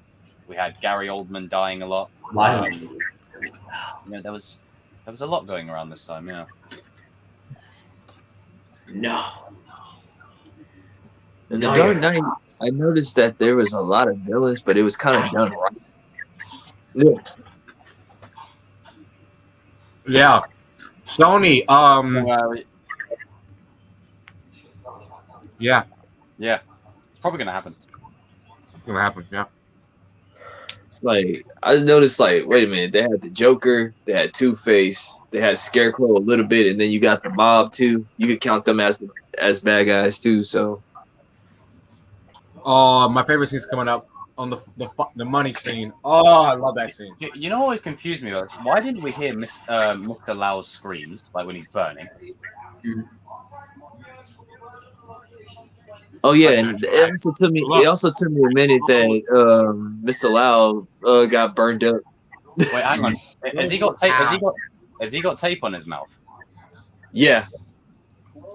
God, so he sat on top of there and he's like burning on the top of a load of I money. wore my Joker shirt. See, I'm a guy with some taste. Gasoline. what the?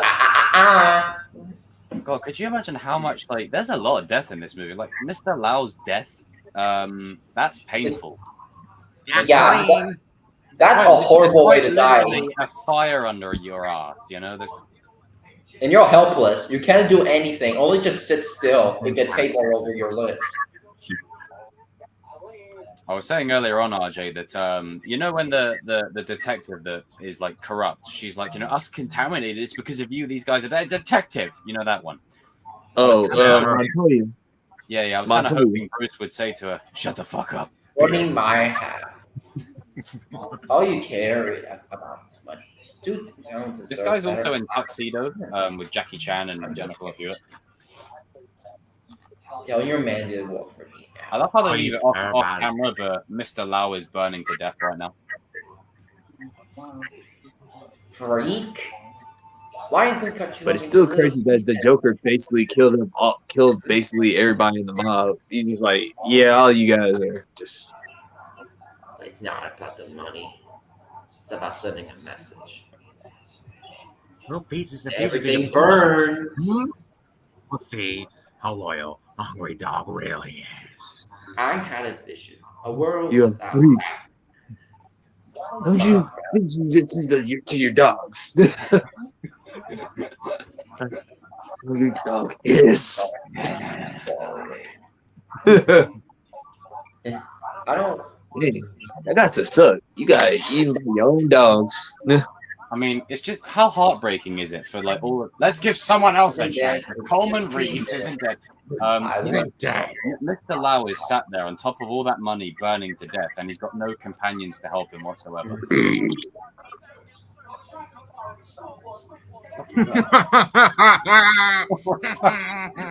He already knew. He's scared. Like he was about to pee in his pants. What was that, bro?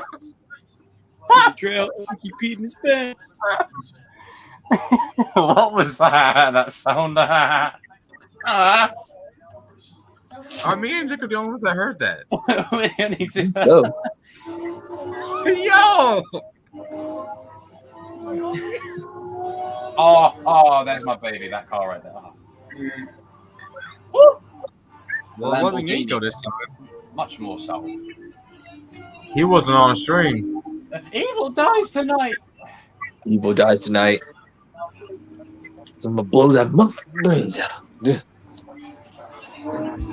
we go. We got the Riddler over here, being a little smart. I was saying this earlier on that the difference when Nolan changes aspect ratio, it's not jarring. Michael Bay, it's jarring. It's really weird. Yeah. Well, Michael Bay is very, very noticeable. Very unnecessary.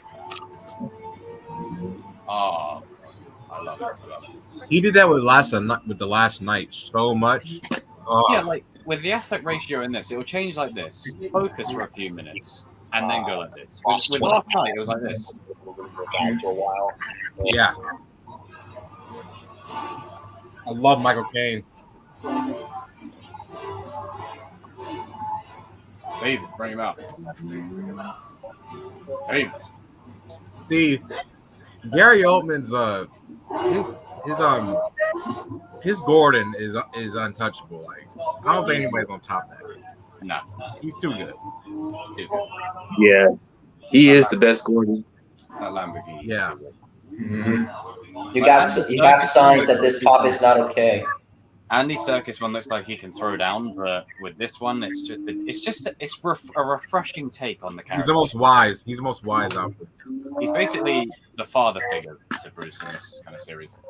I'm sorry. Andy Serkis but absolutely, I absolutely really astonished me in this performance. I kind of like the Joe Schumacher, Michael Keaton, Alfred Moore. I don't know. But I do like Jeremy Irons one because like just the fact that he basically like looked at Wonder Woman crazy because she was making tea. Like Well, I mean, in another universe, remember as I said, there could be Batman No Way Home. You got Michael Keaton, Val Kilmer, Ben Affleck, Christian Bale, George Clooney. You know, in another universe, you know, not in the Matt Reeves universe, but like you got 5 Batman In the Matt Reeves universe. that man Jeremy Irons is looking at Diana like, why are you taking my tea, girl? You know, Oh, I don't want to be in a hard feelings between us, Harvey, and you and Rachel. I was sitting in the Gordon's cage. I didn't read your charges. You're a man. You're Like that he wore a dress in that wig. Rachel.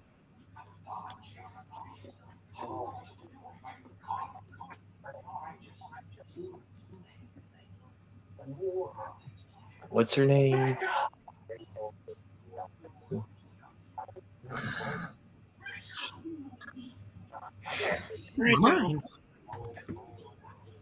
That man.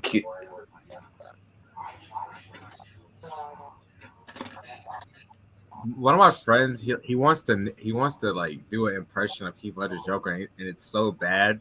Oh Like, I god, told him, Isn't it like where they're like, You wanna know when I got these scars? yeah, Stop. leave it to the actors. Stop. I Doing told him like, dude, it's not good, bro. It's terrible. Leave it to the actors. It's like that thing, if you know when people will start going, and I had the time of my life. It's like, yeah, who sings that song? Oh! That you know, who sings that song? They'll tell you the artist, and you go, yeah, let's keep it that way. I love how even though he unties him, like Harvey's like trying to grab him and choke him out anyway. Yeah. Now here it goes.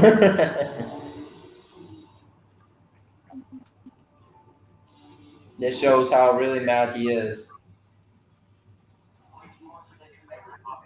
Good he inspected.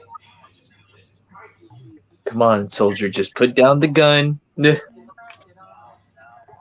Turned it on itself. Your little girlfriend.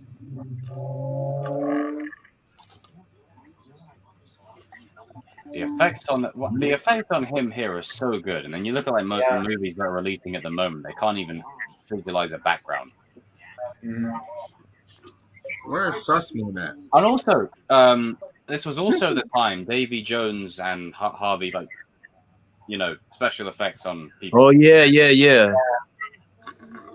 Man, that is CGI back in the day still holds up with Davy Jones. Yeah. Yeah. James Norrington. Do you fear death? You fear death. I guess not. Nice sword. You choke on that lovely.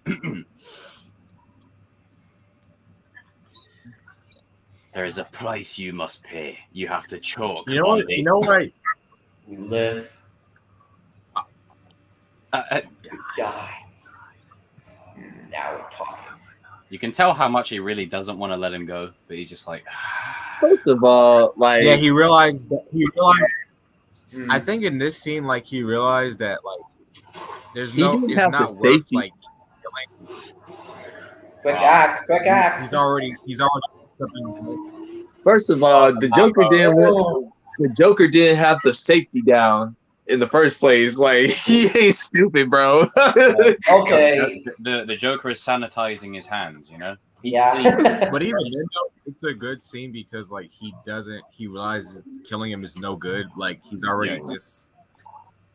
Yeah. No, he wasn't gonna be able to kill him. He wasn't gonna be able to kill him anyway because the Joker wasn't gonna let him. But even then, the Joker's just an individual. He's just an individual. Because if you look really hard enough, he didn't have to clip all the way down to release the bullet. Like he ain't stupid. Like I think that's just a director's mistake. He wanted him to. He wants him. This whole movie, he wants like Harvey to like go crazy and kill him. Yeah, Joker's not afraid. He doesn't care Okay. about that. In this scene where the hospital is exploding, let me give you the fun fact here. The delayed hospital explosion in the Dark Knight was unscripted. It was unscripted, and he had one shot to do it properly because it was actually blowing up the hospital. When Heath Ledger pressed the detonator, it didn't work, which is why the video was detonating and explosives went starting off. Just like now. This wasn't just one take, and when he pressed it, it just went off. That was freaking brilliant. That was brilliant. I might be in the minority here, but I find it kind of satisfying that each little window blows up. Like I found it quite satisfying. Yeah, in a weird sort of way. I'm not condoning this, by the way. I'm not condoning this, by the way. Just want to put that out there. Just want to put that out there in case someone was like, "I was thinking it," and Jacob said it. Don't put that evil on me. Basically said, like, here on the Kings of Pop Culture, we do not condone terrorism. We do not.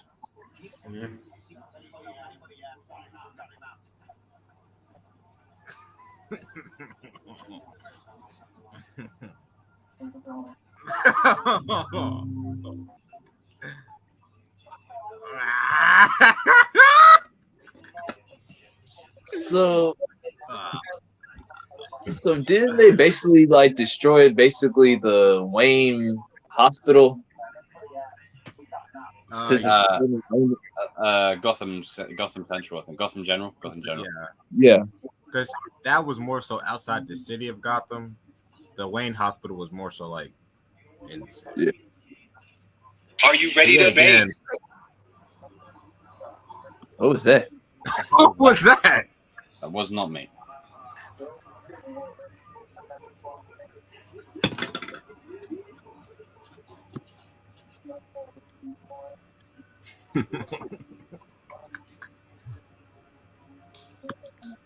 Now that I noticed it, Christopher Nolan really likes everything going chaos in the city.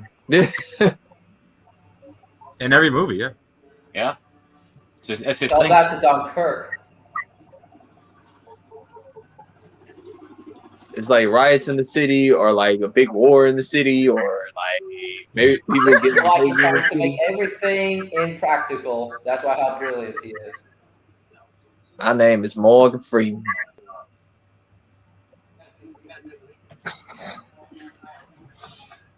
Hello, government spying on everybody. Wait, too much? Never mind.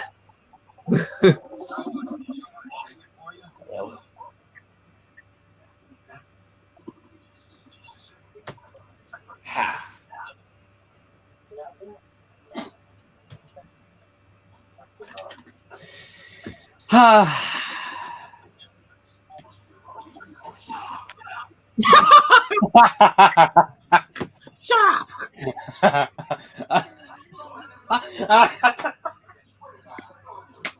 Swear to me. Shut up. I wonder if that stings because alcohol, open cuts. Oh, Don't yeah, sound. that probably stung a bit. I'm sorry, it was just kind of funny though. He was like, "Shut up." Dangerous. It probably stings, like in the first phase, like of him being Two-Faced. But as time goes on, he gets used to it. He Oh don't give a my damn. god.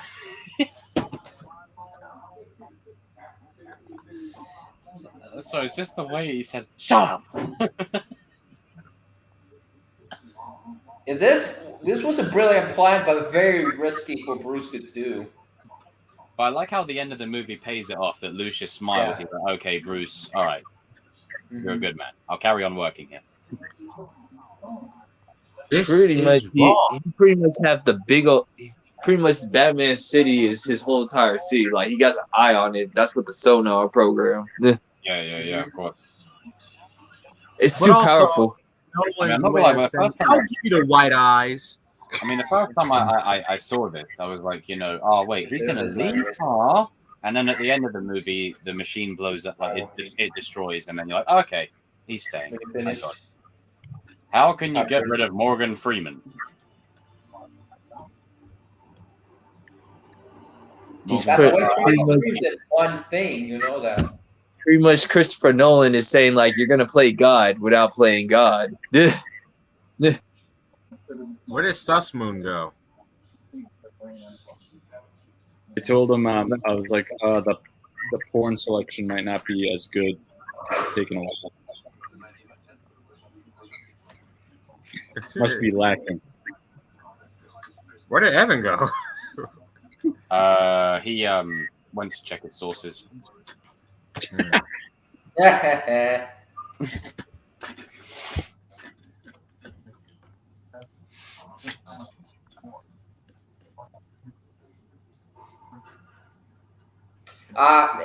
you any of you who missed the car scene where Harvey Dent appeared, there's a small thing that might have missed on the left-hand side in the early beginning when he was about to enter in.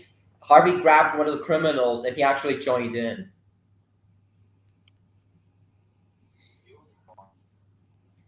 I didn't see it at first, but for a few takes, you guys will see it that he grabbed that criminal. Yeah, I just saw it. Mm-hmm. I want to know who let him off the leash. You see, Harvey's like, you know what? I don't give a. This is bigger than the Joker. We're getting to corruption without the politics, without the government. We're doing it the other way. Mm. This is the only way. There is no door number 4. This is the only way. Could you imagine if Anakin walked in the temple like lightsaber like this? This is the only way. Just like, But you said yes, it was perfect. Bye, younglings. and then he's got it like this, and he does the lean back. And he's like, ah! Dude, Shut the fuck up. Beat it. He's not. I cannot wait to look at my Kenobi because I got a lot to say. Your driver. We're doing a cameo after this movie. Cameo. the only reason I'm watching Walking Dead from the last part is for Negan. That's Oh it. wait, you're still watching it? Watching what? The Walking Dead? Yeah, when it comes out, when the last part comes out. Oh, only 8 more. Only 8 more episodes, Cody. 8 more episodes. Yeah. That's RJ, a good number. RJ, you gotta buff it out. You gotta rough it out. Watch See, it. I forgot what episode I'm on because me and Jacob said, "Screw this, we quit." I just couldn't deal with it any. I was just like, man, this is House with zombies. Like this is ridiculous. How did we get here?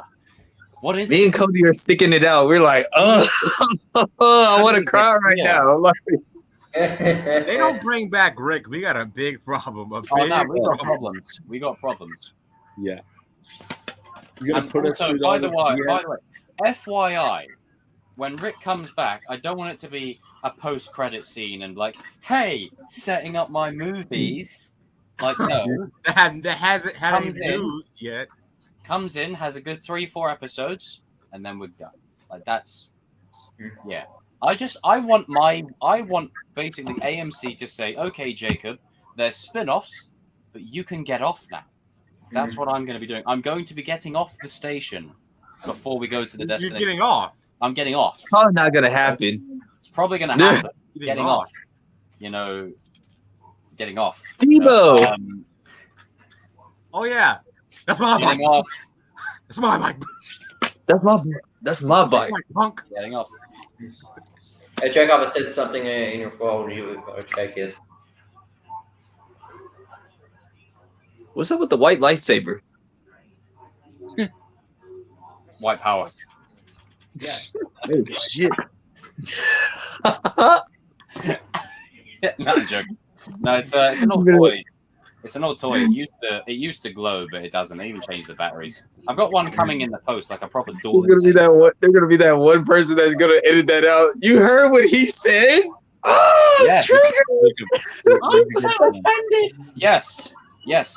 The one who really means it, surrounded by the guy from Greece, Texas, Sussmoon, Atlanta, and Boston.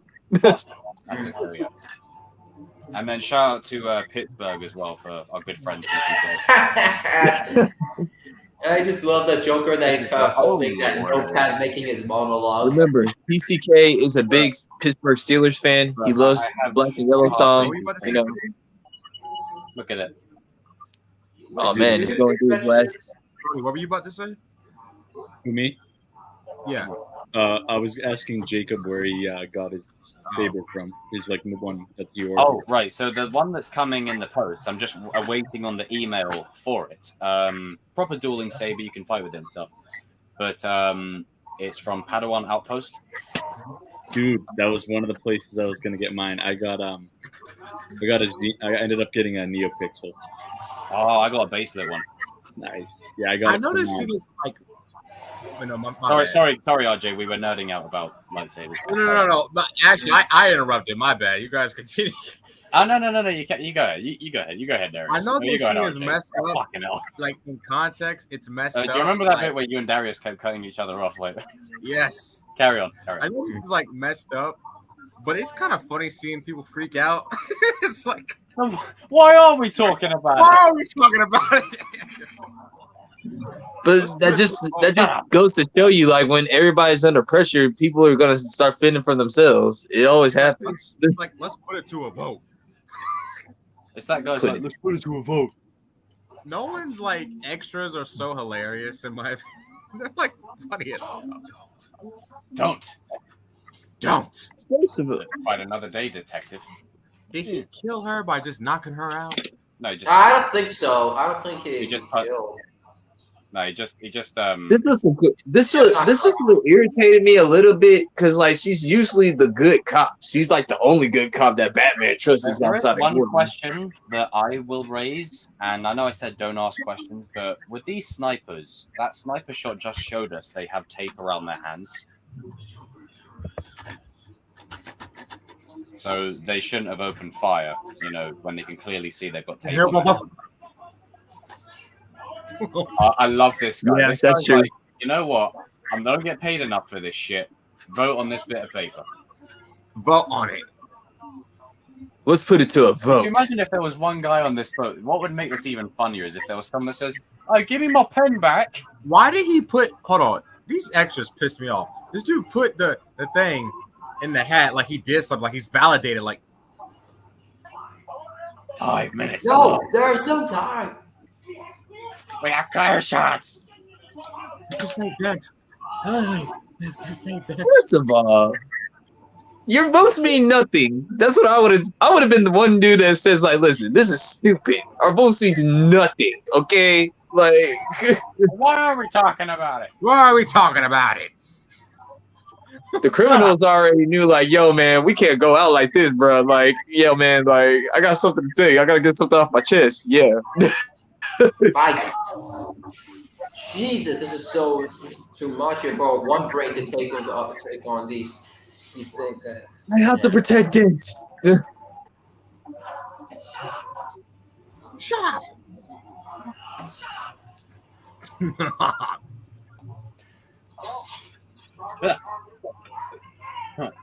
He has the kids. See, this is how good Nolan is. Like, he links. You know how, like, you see those movies where they try and do like 3 subplots and link them together at the end. Nolan links them all together at the end, so you're like, oh shit, we've got so many different things going on. Like the tension's up here. So, well, this was like the only like comic thing that he kind of put in this movie, to be honest. Yeah. With the sonar. See what I'm saying? Interesting. That was a comic. No. It's addictive holding a saber.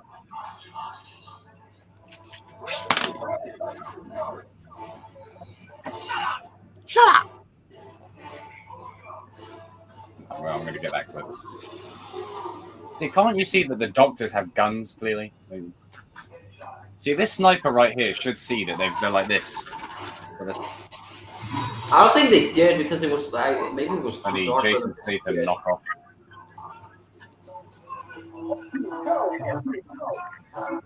What is he doing? Is he drunk? He's like, Oh, He's like, excuse me, let me take you with me. good shot right there. elbow fighting. Ah, Fine, isn't it? There are the three Rottweilers. Hey, King, look at the elbow dance.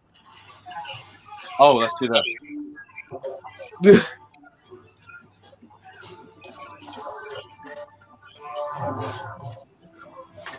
What's up? I love like Lucius's voice. this is the point where you need Ben Affleck's Batman to like fight his curve stop. No. You don't need him here because you actually don't need Ben Affleck's Batman here because if he was here, all the police would be dead as well. Like he'd kill everyone. Yeah, he'd kill them all. Like and the two boats that are about to their side, he'll probably pull the detonator as well. Himself. Then he's gonna ask them, "Do you bleed?" Oh, Jemima! Did you see? Well, mine Jemima? house. You see Aunt Jemima over there? Go ahead, do it.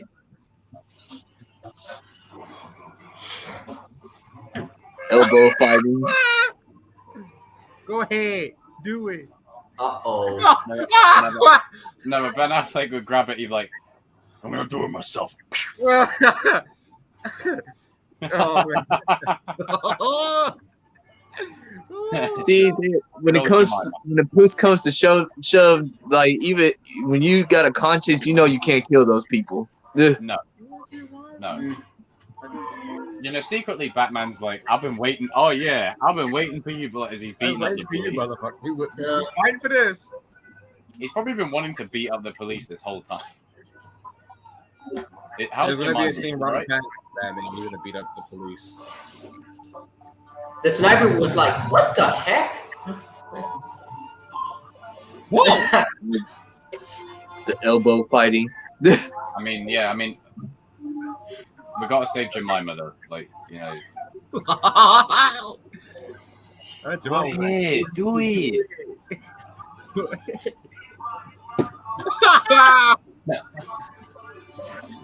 he chokeslammed him on the floor. There they are. Oh, You made it. I'm so thrilled. Where's the detonator? Go get him! Go get him. Yeah, throw him down. Yeah, that one's dead. Was that a net that thing landed on? It's probably dead. Never mind. The man took the man's dog. Just the way he was wailing him is just so See, priceless. this is the thing. Like, Batman has all this training. Joker, when he fights, is just like a mad dog. Like, He's just Like swinging. the intro to any film I've ever seen. The robbery scene. You know what makes me wonder? Like, usually the Joker has hyenas as dogs, so I guess they have to Take notes, Disney Star Wars. This right here is how you do an authentic character, if you know what I mean. You know, and you give them a credible story, not WNBA. You know, The WNBA. He's NFL. This guy's NFL. But you know, this guy right here is like, give it to me, and I'll do what you should have did. Debo, that's my bike, punk. Oh, I look at this guy right. Look at this geezer. Yeah, this a validated guy. Sit your ass down, man. You ain't doing shit. Let's just say that Debo. I guess Debo runs the prison. Oh yeah. Oh yeah. This guy gives a face that he doesn't. That he's not 100%. Do you think he's a variant of that Kingpin that was in Daredevil? That means the Dark Knight. That means the Dark Knight is a direct sequel. Oh, for next many Friday. What was that? The Dark Knight is a direct sequel to next Friday. I was thinking Daredevil. Because he went back to jail. That's why you don't. That's why you don't. He doesn't need this. Technically, Friday is in the Warner Brothers universe. So, yeah. So this is Debo. Let me see. He's the voice of reason here. He's like, give me that shit. Throw it out the window, you know? I'm not gonna lie though. There's one shot that comes up where it cuts to one of the guards that looks like he's about to cry. You know, that breaks me. That's sad. Yeah. That That feeling is of imminent death. It was It doesn't two. Like, He's it's like, not yeah, arguing you this don't want to live with the guilt. Jon Snow, and then that dude right there. Yeah, that dude. We should really stop this fighting, otherwise we'll miss the fireworks. Pretty much it's kind of crazy that like even the crooks probably said like, listen, man, we all know we messed up, but you know, we ain't gonna do this to innocent people. Like, you know, This is pure horror, this score, man. Legitimately.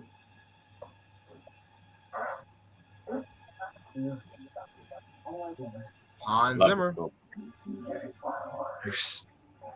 Here Suddenly we goes down. go. Slowly, softly, and it goes down. Just calm. Marv, sit down. You know you don't got it. Batman has done it. But what we believe Batman won, it makes us believe. But yes, belief. Exactly as you. All the belief. You're alone. Makes you wonder. They're all looking at each other. There was like, I got another question. Yo, Superman, you know you can hear all of this. Where were you, man? Like, where was Superman at the time? Like, Superman could have popped up. Like, stars. Don't ask questions. I know you got these. I do like. There's always a common theme with the villains. They all go down, and that score plays. But this time, it saves. Wow. It still gives me chills every time he gets thrown off the building. He's still laughing. Don't move. Because the thing is, what's great about that is that's the death cue that Ra's al Ghul had and Talia has. But it's sort of the theme of he can't kill the Joker, and the Joker won't kill him. Now this frame, the frame that is legitimately circling, rotating towards to the Joker, this shows that he's not defeated yet. He's not defeated. And he never will be. It's a forever game with the Batman and Joker. That is not true. What? That is Chris Nolan is actually brilliant. He really knows how to shoot it.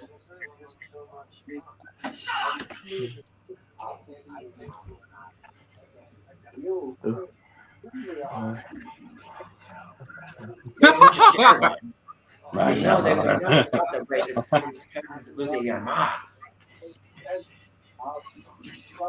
It's full of people ready to believe in good.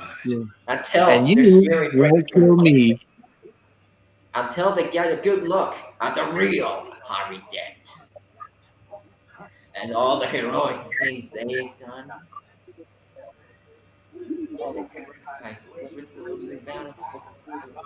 Soul. Saber is sick. Going for a fist fight with you. Harvey.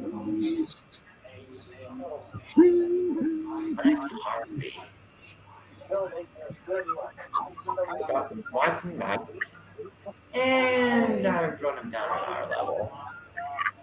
It wasn't hard. See, Mendes, as you know, it's like Gravity. It only takes a little push.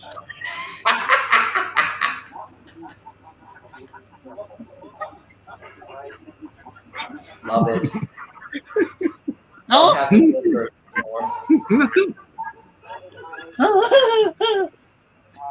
I always you see when I was younger, like whenever there was an explosion in a movie or whatever, I always asked the question, what happened to the body?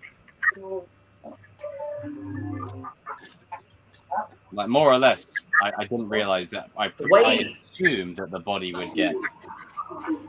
Forever battle in the last couple of moments, he was like a dog barking and then goes to whine. He was like,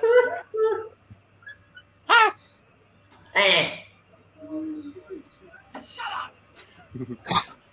Fun fact: that kid was in a movie called The Mist, Stephen King movie. Great movie. I watched it. Isn't that where they get caught in like the mall and then there's like the mist and it's full of like flesh. You remember when the real Barbara Gordon was in this movie? Yes. Don't, I know what you're doing. Don't remind me of that. I will do what I must, Danny. You stop it right Hey, there. I just keep it the truth. Let's The not only- forget, Anakin Skywalker really likes to stab people. Be What? careful. This guy is going Correct. to Barbara stab Gordon you. was in the Dark Knight, and she never donned the suit. I know what you're doing. I don't like it. Fine. Stop it. Oh no, yeah, yes, naughty, Danny. You We don't stop bring it that right up. there, Danny. We don't bring that up. That's in the dark archives of Batman. No, we don't do this. No. It's not even in the it's not even in the multiverse. Doesn't Holy exist. shit! Oh, her performance Man, that's here is deep. fucking brilliant, by the way. It shows how insane that Harvey has, how much Harvey has fallen. I'm sorry, the acting on display by Gordon's wife, Gordon, Harvey, the score, Bruce's entrance. Oh, it's perfect. Even the kid right there, like, That kid's a good actor, man. It's like to be a young Anakin as well. Bro, RJ, he kind of reminds me of Homelander just a tad bit. Oh. No. Homelander. No, Danny. Let's Oh, not bring man. him. We'll talk about him offline because he's an ass. There's no play nearby here. Woo, man, Homelander, man. Jesus. This is a very intense situation here. This is what defines Batman the way he's supposed to be. He's trying to reach out Harvey Dent. He's trying to reach out for him. Not Ben Affleck, unfortunately. He just go ahead and kills people. He just goes over.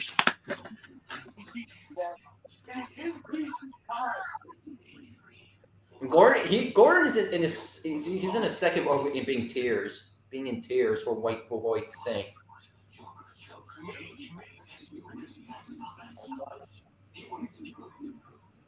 Yeah, I like how he flipped when it came to him. He flipped the coin in a way where he doesn't kill himself or hurt himself. He knows what he's doing. He's trying to reach out for him and reason with him. The soundtrack in this scene is fucking dope.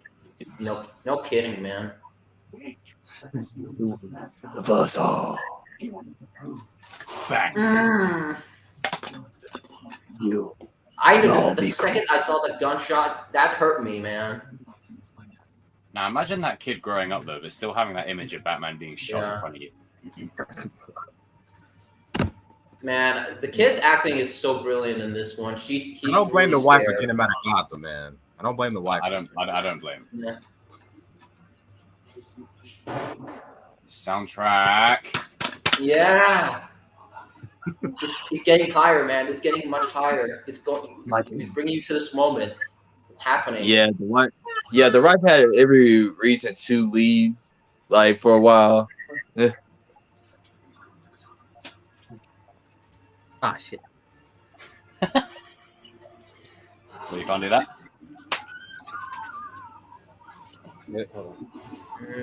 Not that. I just dropped it. I just whacked myself in the back of the. Ow! Right. I've got a lot of space in the room. I got really good speed with this. There we go. Much better. Connect the flow to the energy. There you go. And that's very symbolic of Batman's fall. Yes, that's false. It's more like similar in Harvey's face, actually. It's one good side and one darkness. Good and evil.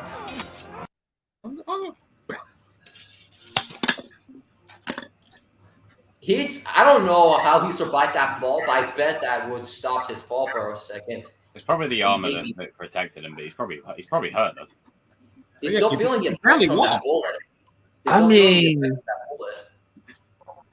he get rid of the original suit, which was very uncomfortable. Yeah, that was concrete. Never mind. Yeah, that makes sense. He should have died. Never mind. Duh. Might have landed on his head as well. Because the thing is like the where they drop from, it doesn't look like it's that far away. That's what I was saying. Like when I was watching the movie all the time, I was saying, wait a minute, how did he die from that fall? Like it doesn't look that far. Ask questions. I'm sorry, man. Listen, as much as this trilogy is good, Christopher Nolan be leaving me with like, yo, bro, I gotta sit you down and we gotta talk about some of these scenes right here. Just wait until we get to the third movie. That's when you guys probably won't like me for a while. Like, I mean, I'll just get this right out of the way. Like, that's probably I love that movie. Like for my own reasons, it kind of pulled me out of bad shit. But I do understand your critique of the movie. I get it. Bane is like Bane is only the smartest part of the movie. That's low level. Like I got more stuff. Like this film completely shows even a hero can learn from some people that he doesn't know. I killed those people. Now, That's what I can be. The best ending to any Batman film. I'd say probably about 90% of superhero movies in general. Oh yeah, for sure. Oh yeah, this one right here where like he tells them to chase him, whatever, like do whatever you need to do. Yep. The MCU wishes. He doesn't want to be the hero. So probably Winter Soldier, Civil War, Infinity War, No Way Home, and No Way Home. They're the only ones that have better endings in this. He really doesn't want it at first, so he had no choice. So he has to. What ones that could compete with this ending? How did Harvey Dent drink water after that? He's dead. He needs some milk. He needs some He milk. just drinks it and it just falls this out. bit right here is a bit I love. Like Lucius puts in the thing, sees that the machine's destroying, and he's like, "Oh, yeah, I'll stay. I'll keep my job." I feel. But I don't He's know why. smiling. I know Bruce it didn't can just, okay. I don't know why Bruce didn't tell Lucius that the machine would be destroyed afterwards. He just wanted to find out himself. Well, their relationship. It was like he knows why it's destroying. Like he knows. Yeah. You guys can see that he's limping from that gunshot. But I think it was more of like Commissioner basically Gordon. saying to Lucius, "Hey, trust me, the machine's gone. I just need you to do it this one time." Mm-hmm. I love this. I know Commissioner Gordon was like hurt when he had to destroy the bat symbol. Yep. Even the kid's like, Yeah, "You didn't do anything I think wrong." he was crying. Because But not the one that needs. So what? Batman! Oh, Why is he running? You have to chase him. All right, everybody, go him, get him. it's more than that. I'm not gonna lie. After watching this the first time, it took about 10 minutes to get out of my seat because we were watching it for so long. But this ending was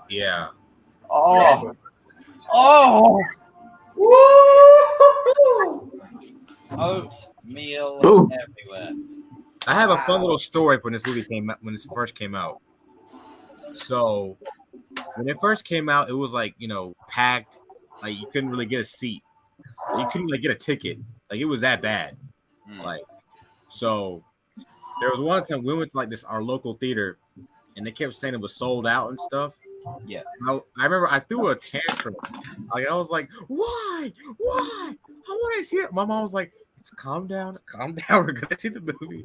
And it took like all day, like just to get like a seat. Just like 2 seats to see this movie, bro. It was crazy. Worth it. Oh, Worth it. holy shit. So nostalgic as hell, man.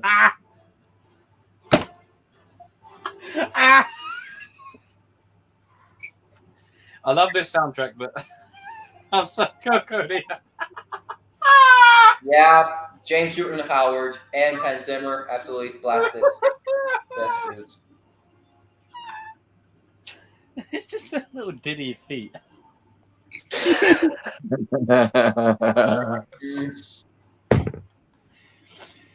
James Newton Howard and Hans Zimmer are literally destroying every scene when it comes to their scores. Oh, I'm keeping the credits playing. I Absolutely. Oh, you do that too, Jake. I do that.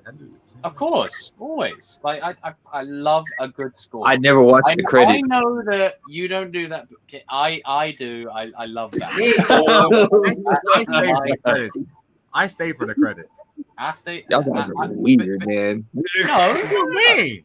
I'm kidding. I'm kidding. Oh Lord, you guys can't take a joke. Hang on. Hold the oatmeal. I'll tell you why I do it. Because after I finished immersing myself in the movie, I like to sort of use the credits as a time to sort of unpack what I just watched, kind of thing. And more often than not, like if I'm doing something else, I like to have the soundtrack playing in the background. Bet. So, double. Anyway, I just want to be trappy. You are one of a kind, man. So, You're one of a kind. That's you. We're cinema. But your like, reason for not staying for the credits is different. You know, most people just go, "What's with the credits?" It's like well, we just love cinema. I like the. It's just I like seeing the love name. cinema too, but I don't love cinema enough to watch the dang credits. Yeah, but I mean, I want to see the credits because this like credit roll of people here is all the people that they come together to make one film. A lot of it, and they deserve all that respect into this film. Thank you, Lisa. Absolutely. Thank you, Lisa. Thank you. Thanks for sticking around, Lisa. Mm-hmm. I'm gonna have that from now on. Yeah, oh god. While the soundtrack is playing in the background, fucking love that soundtrack. I suppose we can touch upon the Great Kenobi, but before we do,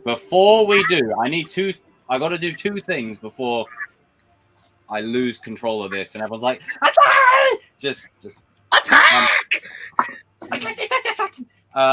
Before we do that, Dark Knight Rises week after next with Luchador Bane. Isn't that right, King? You're right. Back to you. Yeah. The people. That's right. The people. The people.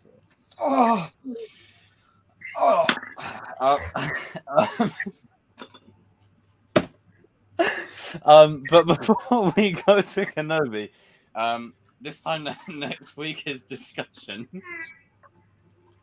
And what in the bloody hell was that? Discuss many topics for the discussion, including Kenobi, but we can touch upon that now. And also, before we do that, The Dark Knight will always hold up as one of the best films of all time and one of the best superhero films of all time. Marvelous, splendid. Now, to business. Now, before the shit kicks off, right? Just bear with me before the chaos ensues. We all know my feelings on it. 7 out of 10 overall. A lot of missed opportunities, a lot of shaky cam that gave me a seizure. A lot of, unnecessary shit in there. WNBA. A lot of canon breaking situations. But overall, I got my emotional payoff with Hayden and Ewan at the end. I just wish they went all in with it a bit more. But we know what I think. And RJ, am I right in assuming you have probably quite a bit to say regarding said thing? You guys can go first. I'd rather go last. I'd rather go last on this. God damn it. Right. So, King, you go first. Then Cody, then RJ, then Chris. So, he took his glasses because I'm looking at the damn TV, I don't see very good in the farther distance. I'm seeing you guys right now, which I see clearly. I can see clearly now. Oh boy. Do you really want to taste it? So we're gonna do a cameo. This is not all the things that I'm coming up with because this is on the spot. For this dumpster fire of the show, like I had to go through. Jacob was like, I will refrain. Man. I will let you have your. Man. Where do I start? Like, there's so much bad stuff. I mean, there's still good stuff in it. It's just there's a lot of stuff that's just you just can't ignore. AKA Miss WNBA, averaging 55 points, 6 rebounds, and 25 assists. But anyway, for the most part, I guess it's really much of the canon breaking.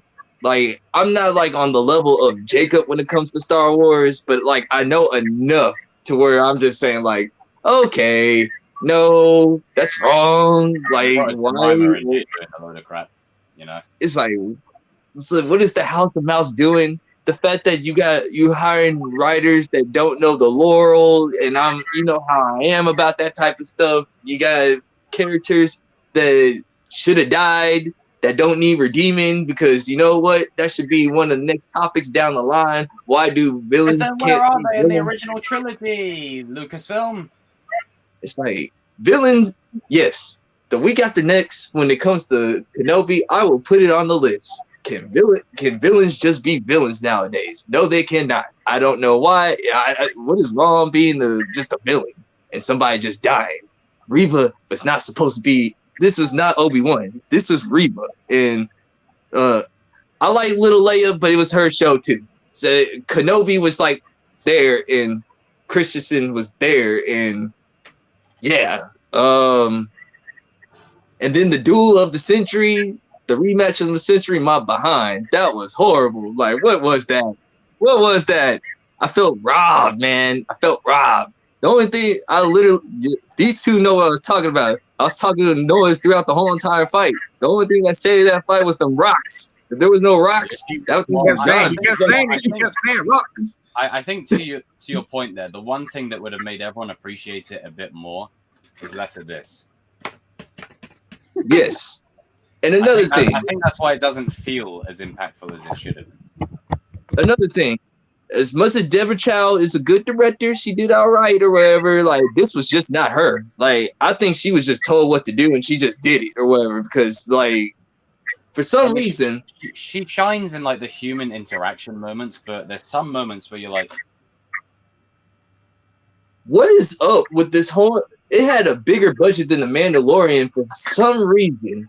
Why did everything have to be so dark, bruh? Like, I have to turn up my screen at full blast, and it was still dark. It's like, I don't know, man. Yeah, for me right now, we still got a whole bunch of stuff to talk about next week. For me, it's between 7, but more starting to 6.5, because once again, it's not worse than Boba Fett. Like, nothing in the Disney Star Wars is worse than Boba Fett. Like, anything, nothing's worse than Boba Fett. So this one is like a 7 to 6.5 for me.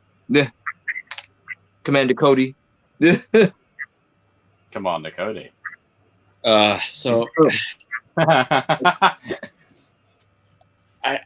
Jacob, you've talked about this a lot in your streams. Like, the 6-episode formatting is just, I don't think it's not working. You got so many different plot points packed paid off into in such one a short time. show when the formula should solely be about Obi-Wan. Like, we are just introduced Reva and act like we want to care about the direction her character is going. Like, we just met you. We don't really care what. And her redemption wasn't earned at all, and I decide who gets redeemed. Yeah, and the fact that she lived as well. Like, what's going to happen with her? She's spin-off show. Yeah, and she's getting her own show. Allegedly, most likely. It's probably going to happen. Like, Hayden was all over the marketing, and you could argue Haja Estray, the fake Jedi, got more screen time than him. Ouch. Which was pretty much sad to think about. Obviously, there's great moments, but like a couple of the episodes, like episode 2 and episode 4, was literally just the same exact thing, but with different scenarios. Leia needs to get rescued. It felt like filler when they could have been focusing on other stuff. Yeah. Episode 4 was horrible. They took way too long. I won't defend that one. They took way too long to give us the meat and the potatoes of the show. I feel like with the flashbacks and like the cameos, like we didn't see. They kept giving a side dish instead of the full-on meal. Yeah. Yeah. Look at the back. Like it was cool. Like it was cool to see Emperor Palpatine. It was cool to see Qui-Gon, but we literally got both of those guys within the last 15 minutes of the show. I just can't believe they said that they tried to insult the whole entire Star Wars community in episode 4 having Leia under that trench coat. I'm like, yeah, and like this, like with I forget her name, Just smack the clone trooper on the head and he gets stunned. It's like, what? That was Jemima slapped that one. Must have carried some damn weight. Christ Almighty, that stormtrooper went flying. That's the last straw. That literally confirms that stormtrooper, clone trooper armor does not do shit. It don't do shit. Because if you're getting slapped on the head and you're getting stunned, it's not doing much. So just take it off.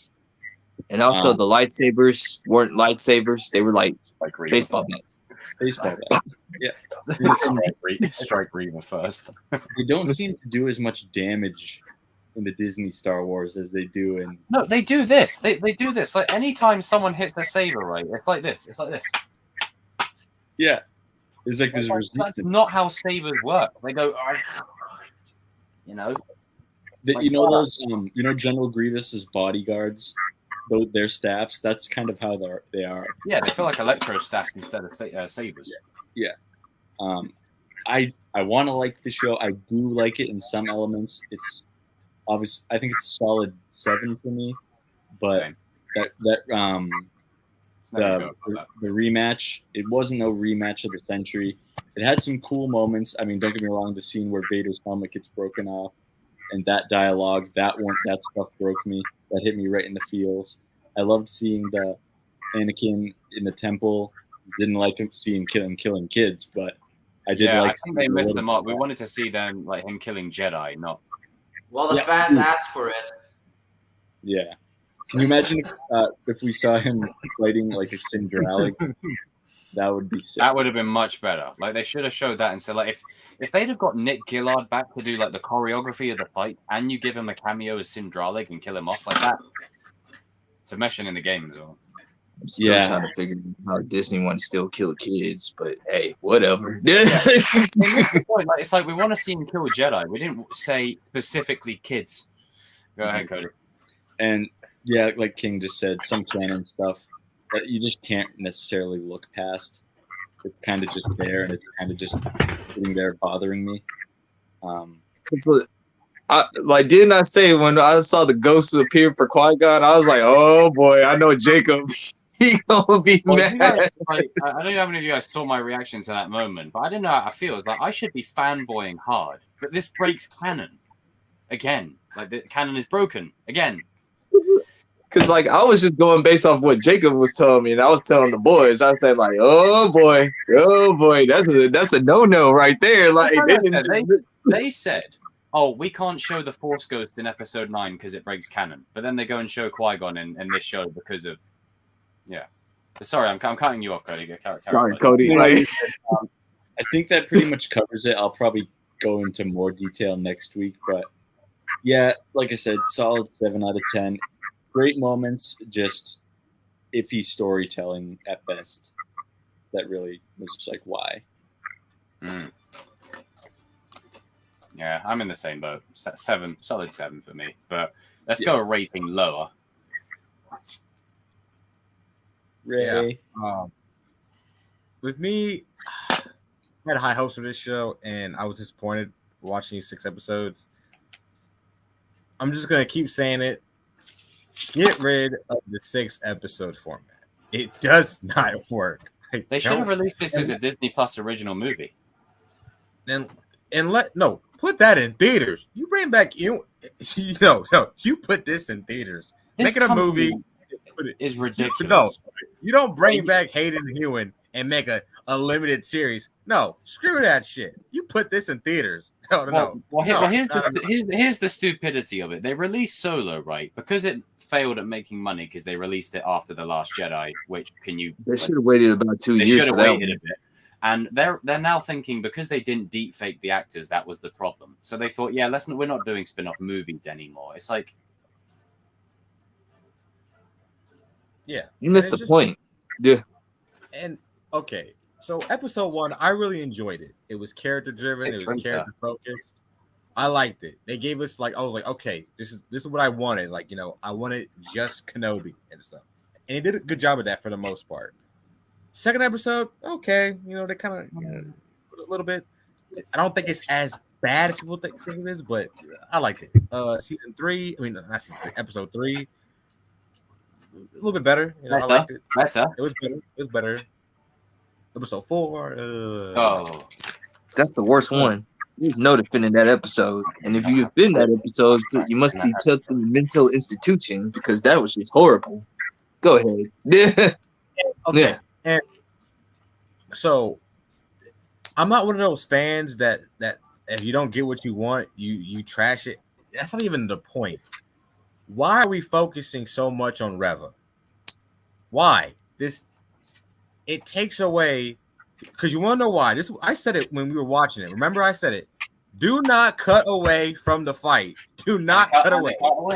And they cut away. I was like, oh, they did it right after I said it. Why are you why are we focused?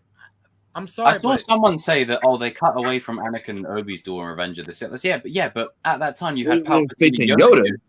You had Palpatine and Yoda duking it out. And then they stopped that fight and they focused specifically on Anakin and Obi-Wan. This fight kept cutting back and forth too much.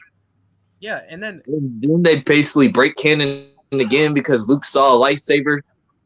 Never mind. That's next week. Well, next week.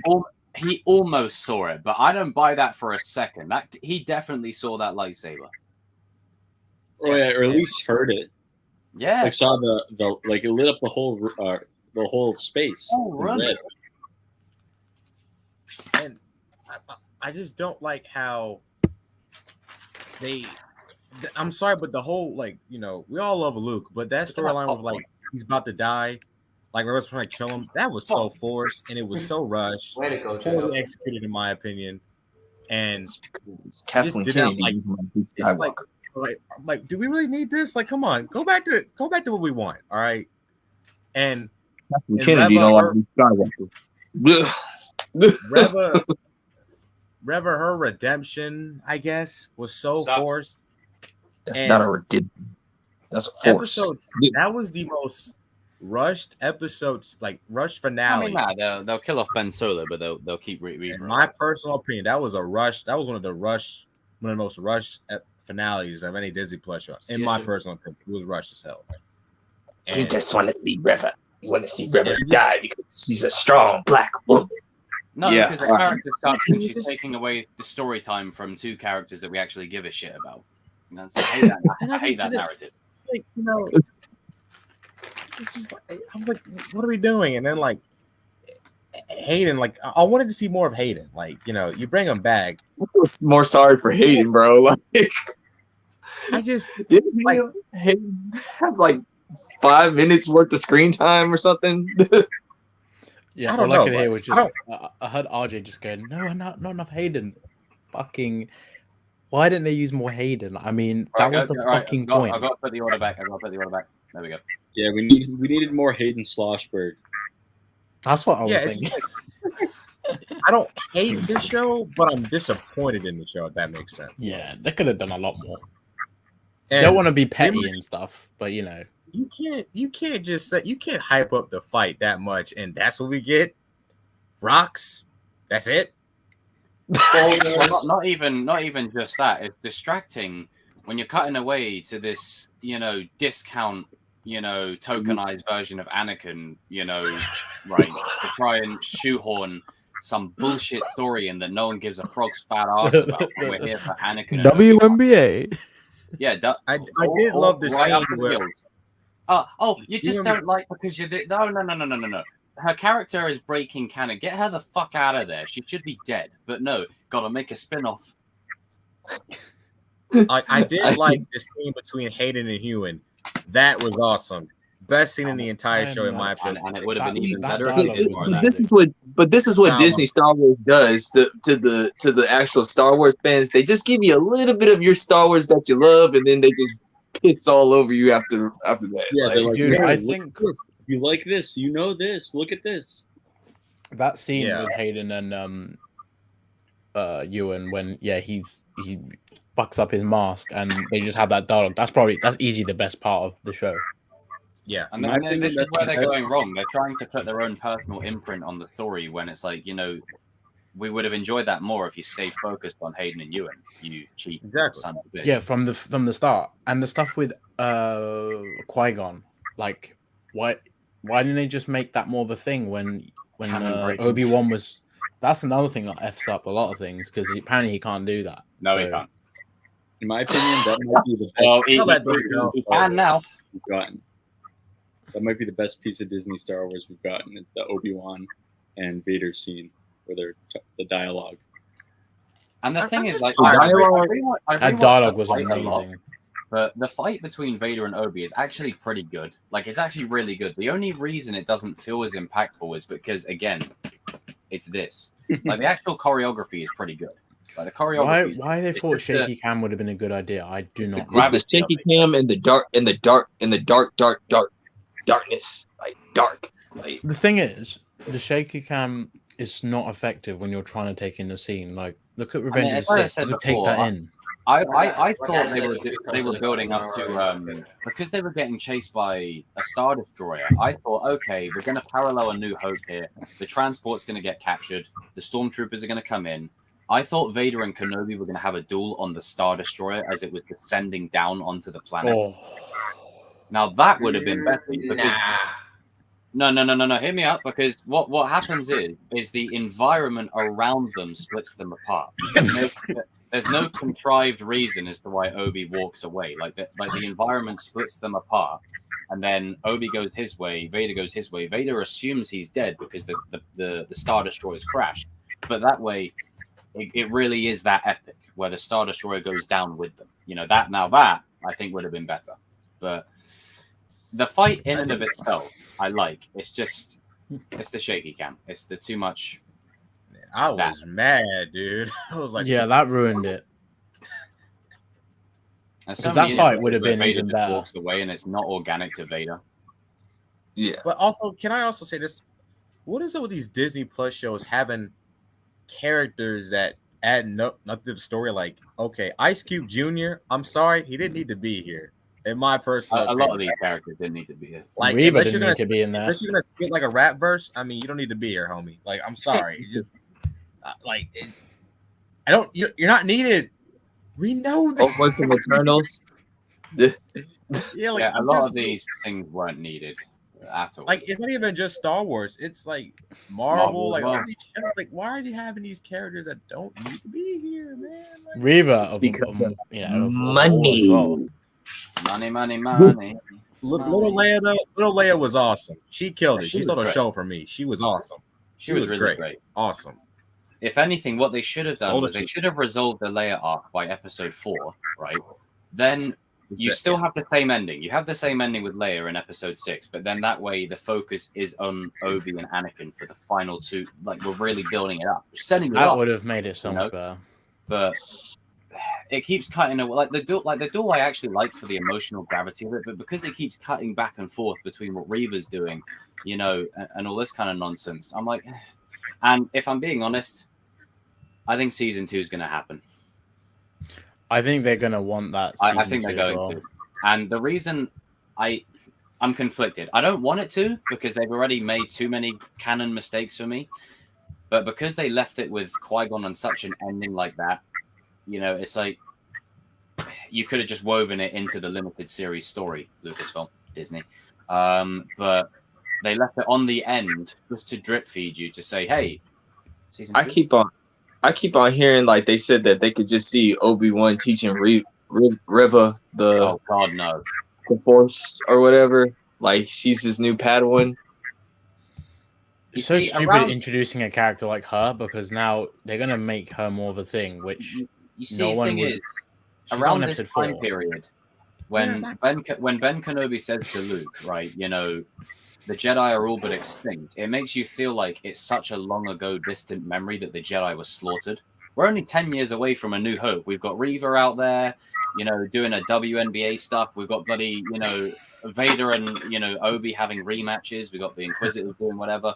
Like, we're going so close to that part of history. We're going to start damaging A New Hope, you know. We're going to magic, you know. Might as well throw in Han Solo and Chewie. And like R2D2 and 3PO and all of them, man. 3PO was actually in one of the episodes, I think. Yeah, I saw it or whatever. But he wiped his memory out. We gotta remember that. Just a big missed opportunity. That's literally all it is. Like, it's still a good show. It's just a lot of missed opportunities and a lot of why did they do that? Why did they do that? Why didn't they do reverse? this? To me, I'm just not gonna. I just can't do Disney Star Wars no more. I mean, you have the right to enjoy it, guys, if you want to, but it's just not for me no more. It's a 5 out of 10 for King. I gave it. I can't even give it a ranking no more, bro. Because that's how much. What about 8 out of 10? No, don't insult my 8 out of 10s like that. I think the best way to approach Disney Star Wars going forward is to accept that this is it now. This is, you just gotta like, we've accept had that this it is. few shows now. It's. I think The Star Wars that you know and love, it's gone. It's not gone. coming back. No. Anything now is just a poor imitation of said thing. And you know, they give us all these like little moments and stuff of like Hayden and Ewan and stuff and all. It's like, but they do it on purpose, though. That was the biggest missed opportunity. You could have had the whole episode for flashbacks. Sorry, I just thought something. Cookie. Oh. Sorry, it's just something you said earlier on. I missed it. All right. It's the Diddy feet. It's the Diddy feet. You know, open wide. But yeah, yeah. I just wish the show was better. You know,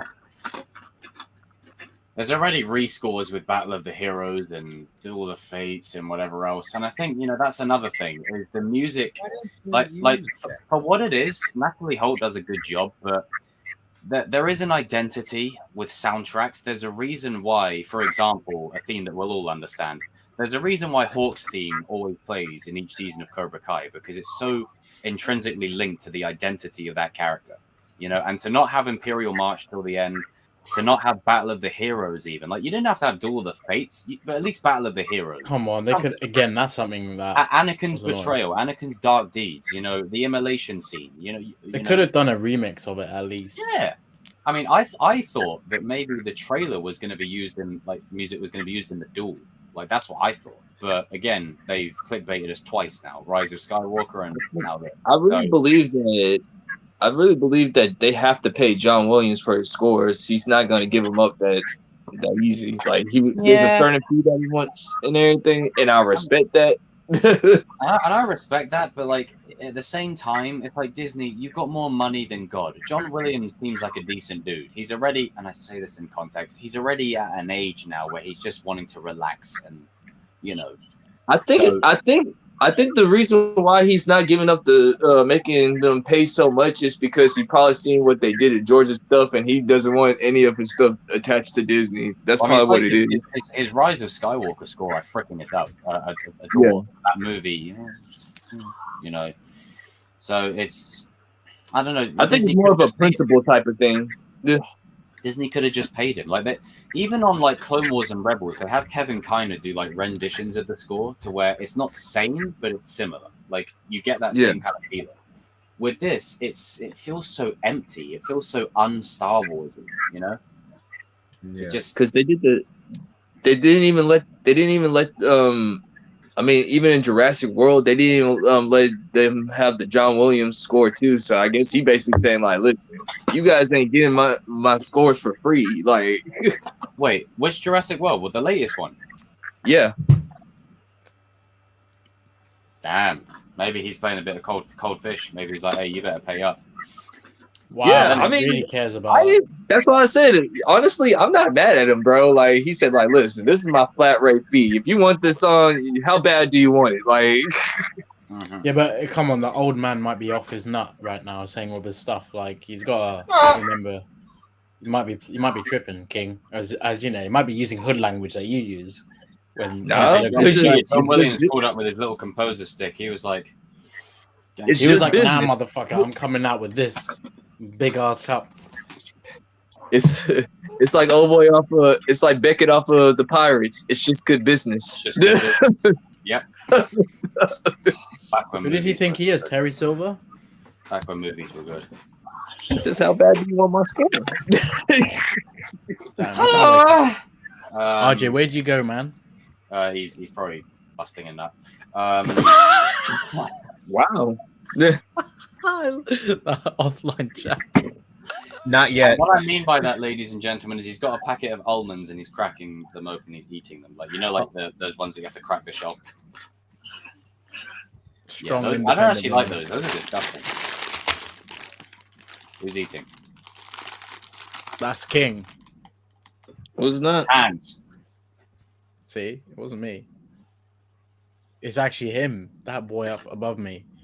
It's probably this one down here.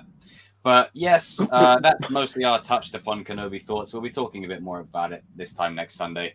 We'll be going a bit more of a deep dive into things, a bit more of a deep dive. But thank you to those who joined us for the Dark Knight. Shout out to Evan earlier on. I don't know where he went. He disappeared into the ether. Just completely disappeared. Shout out to RJ. Wow. Shamoon. King shit. No, hang on. Let me start that again. So we've got Nationwide, the streaming service. Nationwide, baby. Ray J Plus. Ray J Plus. You didn't hear that? I prefer the GOAT streaming service, but that just sounds shit though. I would never buy that. We've got King shit. Yeah, you would. We got crazy black man from Texas. We got Strike +1. +1. And we've got Apex streaming. Oh wait, did he go? Did Chris come? And all right. And we have just did you sneeze? Yeah, I've not sold my soul to the devil. But yes, thank you to everyone who's joined us. We've hit the 3-hour mark. This is a good time to end, and just to end on a funnier note. Just Oh, damn.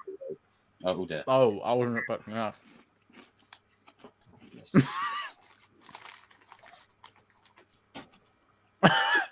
Bro. Oh no! Stop. Don't ever do that. You guys are entering offline stream. We're offline now, King. You can say what you want. No, we're not. I always say what I want. Yeah. King just says it. King just goes off. Are we ready? Yo, that was sus, King. What was that? 2. Put in my wallet.